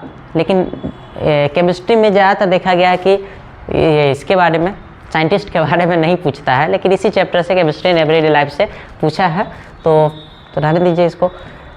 उम्मीद है कि आप 70 तक पहुँचते, ठीक है, आप 35 बना चुके होंगे, उम्मीद क्या 100% है। ठीक है, आप बना चुके होंगे। ठीक है, और हाँ, बहुत सारा मेरे पे व्हाट्सएप पे मैसेज आता है कि सर बहुत टेंशन हो रहा है, क्या करें क्या। यार टेंशन किस बात का है, हमको समझ नहीं आता टेंशन किस बात का है। आप साल भर पढ़े हैं ना, पढ़े हैं तो टेंशन किस बात का। अगर आप नहीं पढ़ते तो आपको टेंशन होबे करेगा। अगर आप पढ़े हैं ना तो टेंशन किस बात का है, हमको ज़रा ये बता दीजिए बस। 70 क्वेश्चन है, 70 में आप ऑब्जेक्टिव 35 नहीं बना सकते थे। आप क्या पढ़े हैं साल भर में, बोलिए? कुछ नहीं होगा, शांति से एकदम बैठिए। आप जैसे आपके एग्ज़ाम में देखिए, एग्ज़ाम में, ठीक है, पेपर हाथ में आएगा ना, पेपर हाथ में आने से पहले तक आपका जो हार्ट है ना बहुत स्पीड पर धड़केगा, बहुत ज़्यादा धड़केगा। ठीक है, क्या होगा क्या होगा क्या होगा, जैसे हाथ में आया ना बन जाएगा, ये लो ये लो ये लो। उसके बाद जो रिलैक्स फील होगा ना, जब वो रिलैक्स तब तक रहेगा जब तक आप पूरा क्वेश्चन बना नहीं लेते हैं, और क्वेश्चन बना, टेंशन ख़त्म। उसके बाद केमिस्ट्री से आपको फिर से प्यार हो जाएगा। अभी आपको नहीं हुआ है, एग्ज़ाम दे के आइएगा, फिर आपको पता चलेगा केमिस्ट्री क्या था। ठीक है, मज़ा आ जाएगा आपको केमिस्ट्री का एग्ज़ाम के। आपको कोई भी सब्जेक्ट है, बायो का हो, मैथ का हो, फिजिक्स का हो, आप जब तक पेपर नहीं मिलता ना तब तक टेंशन होता है। हाथ में पेपर आ गया ना, टेंशन नहीं होता, क्योंकि माइंड को पता है टेंशन यहाँ 2-3 घंटा बैठने के लिए हम नहीं आए हैं, कुछ तो बनाना ही है। और कुछ बनाने के चक्कर में आपका हर चीज़ याद आने लगता है जो आप पढ़े हुए हैं, ये लो ये लो ये लो। ठीक है, और बिहार बोर्ड पे इतना ऑप्शन है, ये नहीं बनता है तो छोड़ दीजिए ना। दूसरा का क्वेश्चन आपका इंतजार कर रहा है, भाई हमको बनाओ ना, नहीं बनता हटाओ उसको, क्यों भाव दे रहा होगा, हमको दो। ठीक है, बस ऑप्शन ही है, बहुत सारा ऑप्शन। आगे बढ़िए, नंबर है कहाँ गया, 69 नंबर क्वेश्चन है। 69 नंबर क्वेश्चन क्या है? Phenol is used for, phenol का यूज किया जाता है एंटीसेप्टिक के लिए। किसके लिए? एंटीसेप्टिक। फेनॉल का यूज किसके लिए किया जाता है? एंटीसेप्टिक के लिए। ठीक है, आगे नेक्स्ट नंबर लास्ट क्वेश्चन है अब हमारे पास, ख़त्म ही करके नया चीज़ कुछ पढ़ेंगे। ठीक है, तो लास्ट क्वेश्चन है, morphine is an example of. Morphine is an example of. Morphine क्या है? तो मॉर्फिन आपका एनाल्जेसिस है। क्या है? एनाल्जेसिस। ठीक है, मॉर्फिन किसका एग्जाम्पल है? एनाल्जेसिस का एग्जाम्पल है। ठीक है, तो अब हम लोग थोड़ा सा एक्स्ट्रा पढ़ते हैं। ठीक है, तो कुछ पहले नोट पैड में जाते हैं, वहाँ पे लिख लेंगे और फिर समझेंगे हम लोग। ठीक है, तो आपका ज़्यादा टाइम बर्बाद ना हो इसलिए अभी हम वीडियो को रोक देना है, हम लिख लेंगे, उसके बाद आपको देख लीजिएगा। ठीक है, इसमें तो लिखने में भी टाइम लगेगा थोड़ा सा, तो रोक दीजिए। देखिए, हम लोग 70 क्वेश्चन कर चुके हैं, और 70 क्वेश्चन करने के बाद हम बताए थे कि कुछ इंपॉर्टेंट चीज़ बताएंगे। तो उसमें से पहला चीज़ ये है कि आप पीछे आप जो देख रहे होंगे, ये देख करके बहुत टेंशन होता है, ये क्या है ये क्या है ये क्या है ये क्या है। आप एकदम आसान भाषा में आपको समझाने का कोशिश करेंगे, आप समझिएगा। ठीक है, एकदम आसान भाषा में आपका 2 क्वेश्चन ऑब्जेक्टिव आने का चांस रहेगा। ठीक है, और यहाँ से आप सही करके आइएगा। ठीक है ना, तो देखते हैं हम लोग। तो एक है एंटीपायरेटिक। एंटीपायरेटिक, अच्छा बुखार लगता है तो कोई दवाई खाते हैं ना, तो आपको याद होगा कौन सा, बताइए? पैरासीटामोल, है ना, दवाई के नाम है, लेकिन उस पर जो कॉम्पोजिशन होता है वो कौन है? एंटीपायरेटिक बोलते हैं उसको। क्या बोलते हैं? एंटीपायरेटिक। जो बॉडी के टेम्परेचर को कम कर दे, जो बॉडी के टेम्परेचर को कम कर दे, उसको क्या बोलते हैं? एंटीपायरेटिक। अभी आप बोलिएगा साथ साथ, वहीं पे बोलिए, जो बॉडी के टेम्परेचर को कम कर दे, एंटीपायरेटिक। जो बॉडी के टेम्परेचर को कम कर दे, एंटीपायरेटिक। ठीक है, reduce body temperature, reduce body temperature. ठीक है। नेक्स्ट एंटीबायोटिक, एंटीबायोटिक, ठीक है। एंटीबायोटिक क्या होता है, चलिए, कोई ऐसा बीमारी, ठीक है, जो माइक्रो ऑर्गेनिज्म के द्वारा हुआ है, छोटे छोटे बैक्टीरिया के द्वारा या फिर माइक्रो ऑर्गेनिज्म के द्वारा, और वो फैलता जा रहा है धीरे धीरे, तो उसके लिए एक दवाई लेना होता है जो कि उस बीमारी को ख़त्म करे या ना करे, लेकिन उस बैक्टीरिया को आगे बढ़ने नहीं देगा। मतलब उस बीमारी को वहीं पे रोकने के लिए जो दवाई हम लोग यूज करते हैं उसको बोलते हैं एंटीबायोटिक। गाँव में हम लोग इसको बोलते हैं एंटीबायोटिक। एंटीबायोटिक सुने होंगे, एंटीबायोटिक दे दिया है डॉक्टर, एंटीबायोटिक नहीं, एंटीबायोटिक। एंटीबायोटिक, ठीक है, क्या करने के लिए, प्रिवेंट, टू ट्रीट, ठीक है, infection, to treat infection caused by, to treat infection caused by bacteria, और माइक्रो ऑर्गेनिज्म, ठीक है। आपसे पूछा जाए the substance which reduce body temperature, antipyretic. The substance which is use to treat infection, ठीक है, which is caused by microorganism और bacteria, क्या बोलेंगे उसको, एंटीबायोटिक, एंटीबायोटिक, ठीक। एंटी मलेरियल, मलेरिया, ठीक है, मलेरिया के लिए जो यूज होता है उसको क्या बोलते हैं, एंटी मलेरियल। और कौन सा दवाई है वो याद है, क्लोरोक्यू, याद रखिएगा, एंटी मलेरिया। एंटीसेप्टिक याद रखिए, एंटीसेप्टिक, किसी कोई अगर गिर गया हो कहे तो उसको चोट लग जाता है, छिल जाता है थोड़ा सा स्किन, ठीक है, तो आप वहाँ पे जाते हुए एक ब्राउन कलर का दवाई आपको लगाया जाएगा, पहले उसे साफ किया जाता है, ठीक है, वो क्या होता है, एंटीसेप्टिक होता है। क्या होता है, एंटीसेप्टिक, ठीक है। उसका काम क्या है, तो बैक्टीरिया सबको मारता है, कहाँ पे, इंजरी पे, इंजरी समझते हैं ना, इंजरी, ठीक है। जब कोई घायल हो जाता है तो उसमें उसको दिया जाता है, वहाँ पे उसके चोट पे क्या किया जाता है, लगाया जाता है, उसको क्या बोलते हैं, एंटीसेप्टिक, एंटासिड, ठीक है। इसका क्या काम है, गैस बन जाता है पेट में, ठीक है। तो हम लोग जिस दवाई का यूज करते हैं उसको क्या बोलते हैं, एंटासिड। गैस को ख़त्म करने के लिए, गैस को यानी एसिड, गैस एसिड बढ़ गया मतलब उसको बोलते हैं गैस बढ़ गया पेट में, ठीक है, तो स्टोमक में, तो उसको इस एसिड को रिड्यूस करने के लिए जो यूज करते हैं उसको क्या बोलते हैं, एंटासिड, ठीक है। तो reduce acid reduce acid in stomach, सही है।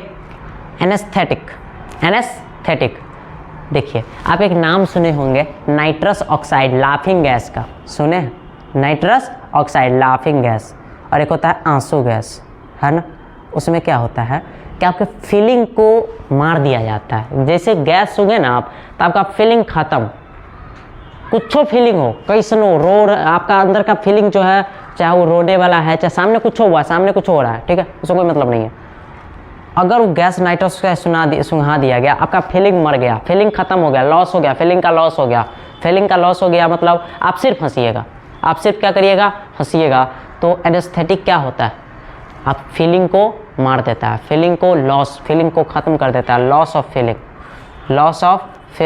तो फीलिंग यानी कोई चीज़ महसूस कर रहे हैं, तो फीलिंग को ख़त्म करने के लिए जो किसका यूज किया जाता है, एनेस्थेटिक को, ठीक है। एनेस्थेटिक याद है, हम लोग पढ़ रहे थे क्लोरोफॉर्म, जो कि एक एनेस्थेटिक होता है, ठीक है। या फिर ये जो आप ये ऑपरेशन होता है, ऑपरेशन थिएटर में, तो एक इंजेक्शन दे देता है काटने से पहले, ठीक है, फीलिंग ख़त्म। उसका पैर उसका क्या कर दे, काट दे, तोड़ दे, जो करे उसको पता नहीं चलेगा, आराम से मस्त जी रहा है, क्योंकि उसका फीलिंग ख़त्म हो चुका है। तो उसमें क्या दिया जाता है, anaesthetic, feeling, loss of feeling, anaesthetic. Next number, इतना समझ में आया। बॉडी के टेम्परेचर को कम करने के लिए एंटीपायरेटिक, माइक्रो ऑर्गेनिज्म को रोकने के लिए एंटीबायोटिक, मलेरिया को रोकने के लिए एंटी मलेरिया, एंटीसेप्टिक, इंजरी जो हो जाता है, जो घाव हो जाता है, तो उस पर जो बैक्टीरिया सबको ख़त्म करने के लिए एंटीसेप्टिक, गैस को ख़त्म करने के लिए, गैस मतलब एसिड को ख़त्म करने के लिए पेट से एंटासिड, और एनेस्थेटिक फीलिंग को ख़त्म करने के लिए, फीलिंग को ख़त्म करने के लिए। नेक्स्ट नंबर क्या है? एनाल्जेसिस, एनाल्जेसिक, ठीक है। एनाल्जेसिक इसका क्या काम? तो इसका मान लीजिए कि किसी को दर्द हो रहा हो, ठीक है, बहुत ज़्यादा दर्द हो रहा हो, ठीक है, तो उस दर्द को कम करने के लिए, उस दर्द को कम करने के लिए कोई हम दवाई लाते हैं तो उसको हमको बोलते हैं एनाल्जेसिस, जो कि पेन किलर होता है, पेन को मारने वाला। क्वेश्चन पूछा जाता है pain killer is, pain killer is, option में रहेगा एनाल्जेसिक, एनाल्जेसिक, क्या मारिएगा?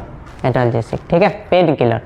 ट्रांक्विलाइजर, आपको नींद नहीं आ रहा है, एंजाइटी हो गया, टेंशन हो रहा है, आप एग्जाम में है, टेंशन हो रहा है, कैसे होगा, कैसे होगा, छोड़िए सबको, आप जाके ट्रांक्विलाइजर नहीं लीजिएगा। मतलब ट्रांक्विलाइजर का क्या मतलब होता है सुनिए। किसी को नींद नहीं आता है तो नींद का दवा खाता है, सुने होंगे, तो वो नींद का दवा जो होता है उसको क्या बोलते हैं? ट्रांक्विलाइजर। ट्रांक्विलाइजर स्लीप करने के लिए, स्लीप पिल्स बोला जाता है इसको, स्लीपिंग पिल्स, स्लीपिंग पिल्स। नींद लाने के लिए, टेंशन को ख़त्म करने के लिए जो दवा लेते हैं उसको क्या बोलते हैं? ट्रांक्विलाइजर। नेक्स्ट है इंसेक्टिसाइड्स। अगर कहीं पे जैसे कि किचन में या फिर किसी बर्तन में, कोई बर्तन पे नहीं, कहीं पे आसपास आपके कोई इंसेक्ट सब घूम रहा है, इंसेक्ट, कॉकरोच, ये सब जो हो गया, और कॉकरोच हो गया, या फिर आप कह दीजिए मकड़ा जो होता है, स्पाइडर, ये सब हो गया, ठीक है। तो सबको ख़त्म करने के लिए जो यूज करते हैं हम लोग उसको क्या बोलते हैं? Insecticide, insecticide. और एक होता है डिसइंफिकेंट, ठीक है, डिसइंफिकेंट। डिसइंफिकेंट क्या होता है? डिसइंफिकेंट तो बैक्टीरिया सबको मारने के लिए, किसको? बैक्टीरिया सबको मारने के लिए। जैसे फर्श पे बैक्टीरिया आ गया, फर्श समझते हैं, नीचे जो होता है उस सब पे बैक्टीरिया सबको क्या करना है? मारना है। तो उसके लिए इंसेक्टिसाइड थोड़ी मारेंगे, ये इंसेक्टिसाइड थोड़ी है, बैक्टीरिया सब, ठीक है। तो उसके लिए क्या करेंगे? बैक्टीरिया सबको मारने के लिए, चाहे माइक्रो ऑर्गेनिज्म सब जो होता है, छोटा छोटा ऑर्गेनिज्म, वो सबको मारने के लिए जो यूज करते हैं उसको क्या बोलते हैं? डाइसिंफिकेंट, ठीक है।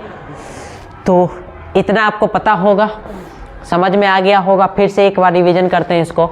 एंटीपायरेटिक, रिड्यूस टेम्परेचर, एंटीबायोटिक बताइए, इन्फेक्शन बैक्टीरिया से जो होता है उसको रोकने के लिए, ट्रीट करने के लिए। एंटी मलेरिया, मलेरिया को कम ख़त्म करने के लिए। एंटीसेप्टिक, इंजरी जो घाव सब हो जाता है वहाँ पे लगाने के लिए। एंटासिड, वहाँ पे जो बैक्टीरिया होता है उसको खत्म करने के लिए। एंटासिड, एंटासिड बोलिए, बोलना है वहीं पे मुँह में, हाँ हाँ हाँ हाँ हाँ हाँ, इतना नहीं करना है, बोलना है वहाँ पे। एंटासिड पेट के एसिड को ख़त्म करने के लिए। एनेस्थेटिक, एनेस्थेटिक फीलिंग को ख़त्म करने के लिए, आपका पैर काटना है, ठीक है, दर्द तो होगा, दे दिया एनेस्थेटिक, दे दिया, जाओ काटो तोड़ो जो करना करो, पता नहीं चलेगा, लेकिन जैसे उसका असर ख़त्म हुआ फिर पता चलेगा, ठीक है। तो आगे देखते हैं।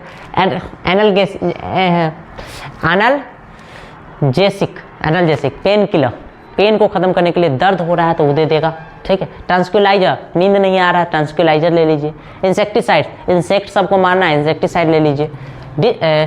डिसइंफिकेंट, डिसइंफिकेंट बताइए, तो बैक्टीरिया सबको मारने के लिए। अब देखते हैं व्हाट्सएप वाला क्वेश्चन सब, ठीक है। तो व्हाट्सएप वाला क्वेश्चन सब के लिए फ़ोन मेरा कहाँ है? एक मिनट, फ़ोन कहाँ गया? हाँ, तो कुछ व्हाट्सएप पे कुछ क्वेश्चन है, उसको ज़रा हम देख लेते हैं। तो व्हाट्सएप पे एक क्वेश्चन बहुत बार पूछा गया है, सर डायमंड और ग्रेफाइट का हाइब्रिडाइजेशन, डायमंड और ग्रेफाइट का हाइब्रिडाइजेशन। हाँ, अच्छा क्वेश्चन है, पूछा भी जाता है, तो थोड़ा सा कन्फ्यूजन आपको हो रहा है क्योंकि पिछली बार आप ठीक से नहीं समझ पाए थे, ठीक है। तो इसको देखिए, तो डायमंड और ग्रेफाइट,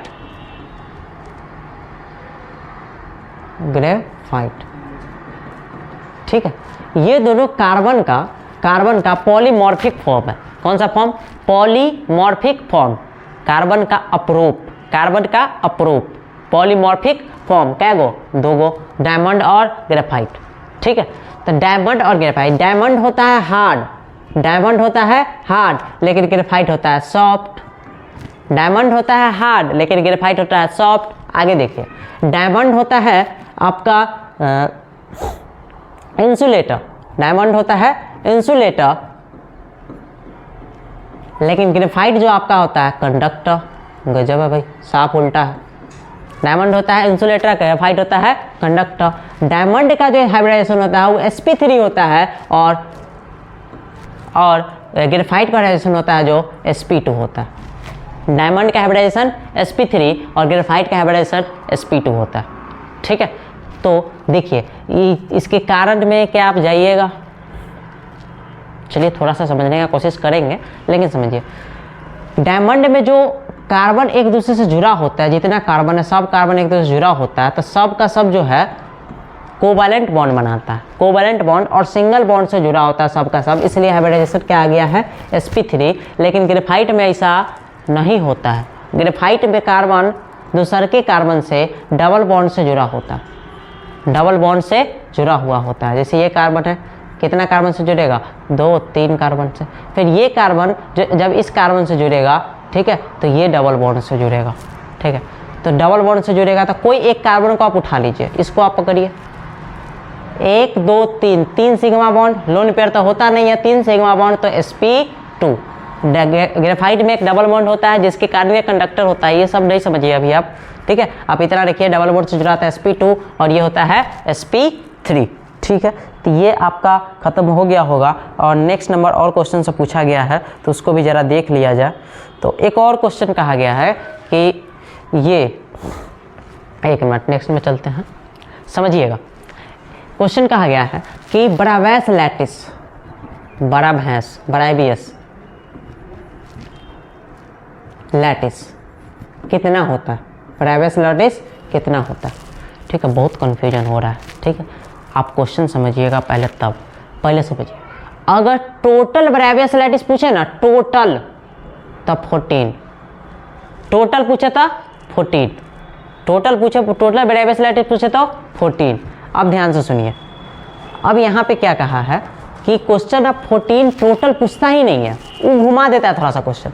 वो क्वेश्चन थोड़ा सा घुमा के क्या कर देता है कि वो बोलता है क्यूबिक में कितना, क्यूबिक में कितना। तो देखिए आप याद किए होंगे कि 3D में कितना तरह का लैटिस बनता है, 7 तरीके का बनता है। क्यूबिक, टेट्रागोनल, टेट्रागोनल, तीसरा ऑर्थोरोम्बिक, ऑर्थोरोम्बिक, चौथा ऑर्थोरोम्बिक हो गया, मोनोक्लिनिक, मोनोक्लिनिक, पांचवा cubic, tetrahedral, orthorhombic, monoclinic, hexagonal, hexagonal, rhombohedral, rhombohedral, rhombohedral, और अपना लास्ट है ट्राइक्लिनिक, ट्राइक्लिनिक। ठीक है, आप याद रखिएगा क्यूबिक में जो लैटिस बनता है 3 गो बनता है। कितना बनता है, 3। टेट्रागोनल में 2, रोम्बोहेड्रल में 4, मोनोक्लिनिक में 2, हेक्सागोनल में 1, रोम्बोहेड्रल में 1, ट्राइक्लिनिक में 1। क्यूबिक में 3, टेट्रागोनल में 2, ऑर्थोरोम्बिक में 4, मोनोक्लिनिक में 2, हेक्सागोनल 1, रोम्बोहेड्रल 1 और ट्राइक्लिनिक 1। देखिए तो कौन कौन बनता है भाई इसमें, देखिएगा आप यूनिट सेल के बारे में पढ़े होंगे। एक होता है सिंपल यूनिट सेल, सिर्फ कॉर्नर पे। एक होता है face centred unit cell, face centred unit cell, corner plus face. Body centred unit cell, corner plus body, और एंड सेंटर्ड यूनिट सेल। कितना, end centred unit cell, corner plus end, end का मतलब 2 opposite faces, 2 opposite faces. देखिए cubic में 3 गो बनता है, simple, simple, face centred, body centred, simple, face centred, body centred cubic में। टेट्रागोनल में सिंपल और बॉडी सेंटर्ड, सिंपल और बॉडी सेंटर, टेट्रागोनल में सिंपल और बॉडी सेंटर। ऑर्थोरोम्बिक में 4 हो, simple, face centred, body centred और एंड सेंटर। ठीक है, और इसमें मोनोक्लिनिक में 2, सिंपल और एंड सेंटर, सिंपल और एंड सेंटर। हेक्सागोनल में सिर्फ सिंपल, ऑर्थोरोम्बिक में रोम्बोइडल में सिंपल और ट्राइक्लिरिक में भी सिंपल। आप याद रखिएगा, अब आगे से कन्फ्यूजन नहीं होना चाहिए। अगर आगे से क्वेश्चन पूछे कि बताइए ऑर्थोरोम्बिक में क्या ब्रेवियस लैटिस बनता है, कितना, तो ऑर्थोरोम्बिक में सिर्फ और सिर्फ 4 को बनता है। टोटल क्या को बनता है, 14 बनता है। क्यूबिक में 3 बनता है, याद रखिएगा, ठीक है। नेक्स्ट और कोई क्वेश्चन पूछा गया तो जरा देख लिया जाए। अमित है कोई, ये तो पूछ दिया। हाँ, कोऑर्डिनेशन नंबर और ऑक्सीडेशन नंबर में डिफरेंस बताइए। नेक्स्ट वीडियो में बताएंगे, आज नहीं हो पाएगा, ठीक है। ऑक्सीडेशन नंबर और कोऑर्डिनेशन नंबर में डिफरेंस कैसे निकाला जाता है, अगर कोऑर्डिनेशन नंबर कैसे निकाला जाता है, ऑक्सीडेशन नंबर कैसे निकाला जाता है, हम आगे बताएंगे। 5 मिनट का वीडियो होगा, वो हम बता देंगे। और कोई क्वेश्चन किसी का?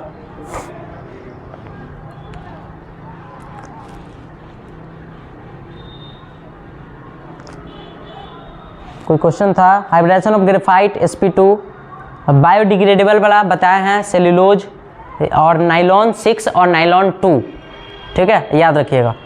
तो आगे ठीक है। और कोई क्वेश्चन किसी का?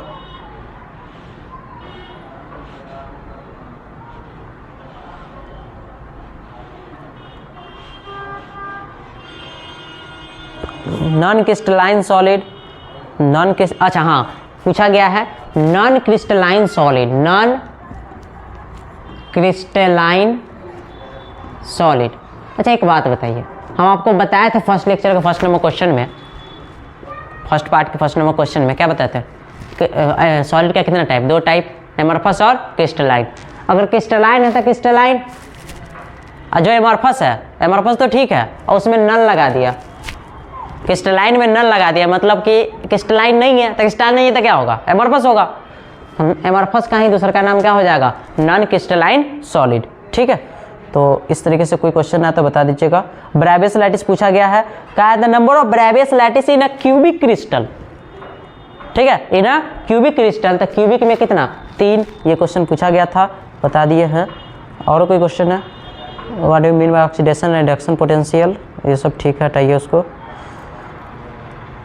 ठीक है। और कोई क्वेश्चन लास्ट में किसी का देखते हैं, अगर मिल गया तो ठीक है, नहीं तो आज के लिए इतना ही रहेगा। आप लोग तो 1000 पुरवा ही दिए होंगे, अगर पुरा दिए होंगे तो बहुत अच्छा बात है, नहीं पुराए हैं तो थोड़ा सा देखिए, 1000 जल्दी कीजिए थोड़ा सा, ठीक है।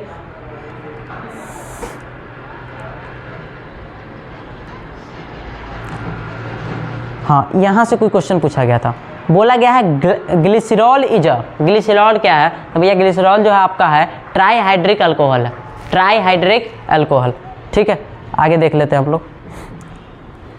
विच of the cause Cannizzaro reaction, Cannizzaro reaction में से कौन करेगा, कैनिजारो रिएक्शन वही करेगा जिसके पास अल्फा हाइड्रोजन नहीं होगा, कैनिजारो रिएक्शन वही करेगा जिसके पास अल्फा हाइड्रोजन नहीं होगा। ऑप्शन में है CH3CHO, CH3CHO यानी C double bond OH, C double bond OH, मतलब बगल वाला कार्बन के पास हाइड्रोजन है, मतलब अल्फा हाइड्रोजन है, अल्डोल करेगा, अल्डोल कंडेंसेशन, कैनिजारो नहीं करेगा, कैनिजारो नहीं करेगा, ठीक है। दूसरा का नंबर ऑप्शन कर रहा है CH3 C double bond O CH3 C double bond O CH3, इसके पास अल्फा हाइड्रोजन है, अल्फा हाइड्रोजन है तो कैनिजारो नहीं करेगा। ऐसे भी कीटोन है तो कैनिजारो तो नहीं करेगा।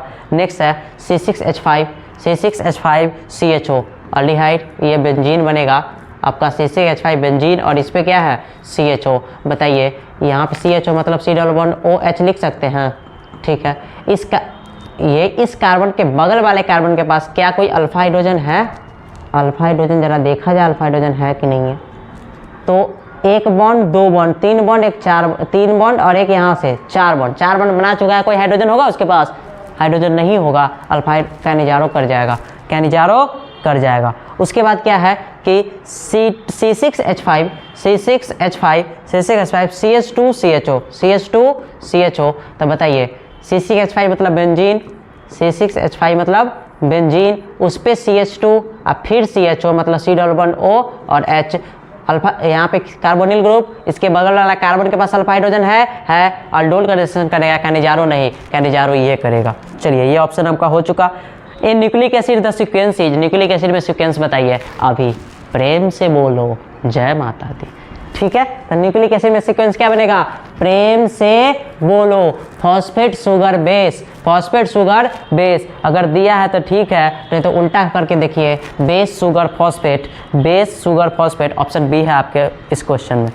और कोई है ग्लिसरॉल। तो आज के लिए इतना ही, उम्मीद है आपको बहुत मज़ा आया होगा। ठीक है, आपके लिए आज 70 तक कर दिए हैं, लेकिन उम्मीद तो नहीं लग रहा था कि हो पाएगा, लेकिन फिर भी हो गया है। तो 70 तक आप अच्छे से पढ़ें, अच्छे से एग्जाम दें, पूरा टेंशन आप भूल जाइए, कुछ भी छोड़ यार, ये टेंशन लेके जाइएगा फिर भी उतना ही बना के आएगा, उतना क्या उससे कम ही बना के आइएगा। अगर टेंशन लेके नहीं जाइएगा ना, जो बन रहा है वो तो बनेगा ही, जो नहीं बन रहा है ना वो याद आने लगा, अरे हाँ पढ़े थे इसको। ठीक है, अरे तो जो पढ़े हुए हैं वो भी भूल जाइएगा, आप टेंशन मत लीजिए, आपका एग्ज़ाम है, जाइए। और हम सोच रहे हैं कि आपका 6 तारीख का भी एग्ज़ाम हो, 3 तारीख को हो या फिर 2 तारीख का एग्ज़ाम हो, तो उससे पहले हम क्या करेंगे कि आपको कुछ ऑब्जेक्टिव क्वेश्चन करवा दिया जाएगा। ऑब्जेक्टिव मतलब कुछ 100 क्वेश्चन के आसपास कुछ ऑब्जेक्टिव, मेन ऑब्जेक्टिव करवाने, लेकिन उम्मीद रखिएगा, करने का कोशिश करेंगे। ठीक है, तो thank you, all the best, और 1000 पूर्ण कर ही दीजिए ना आप। ठीक है, ऑल द बेस्ट, बहुत अच्छा।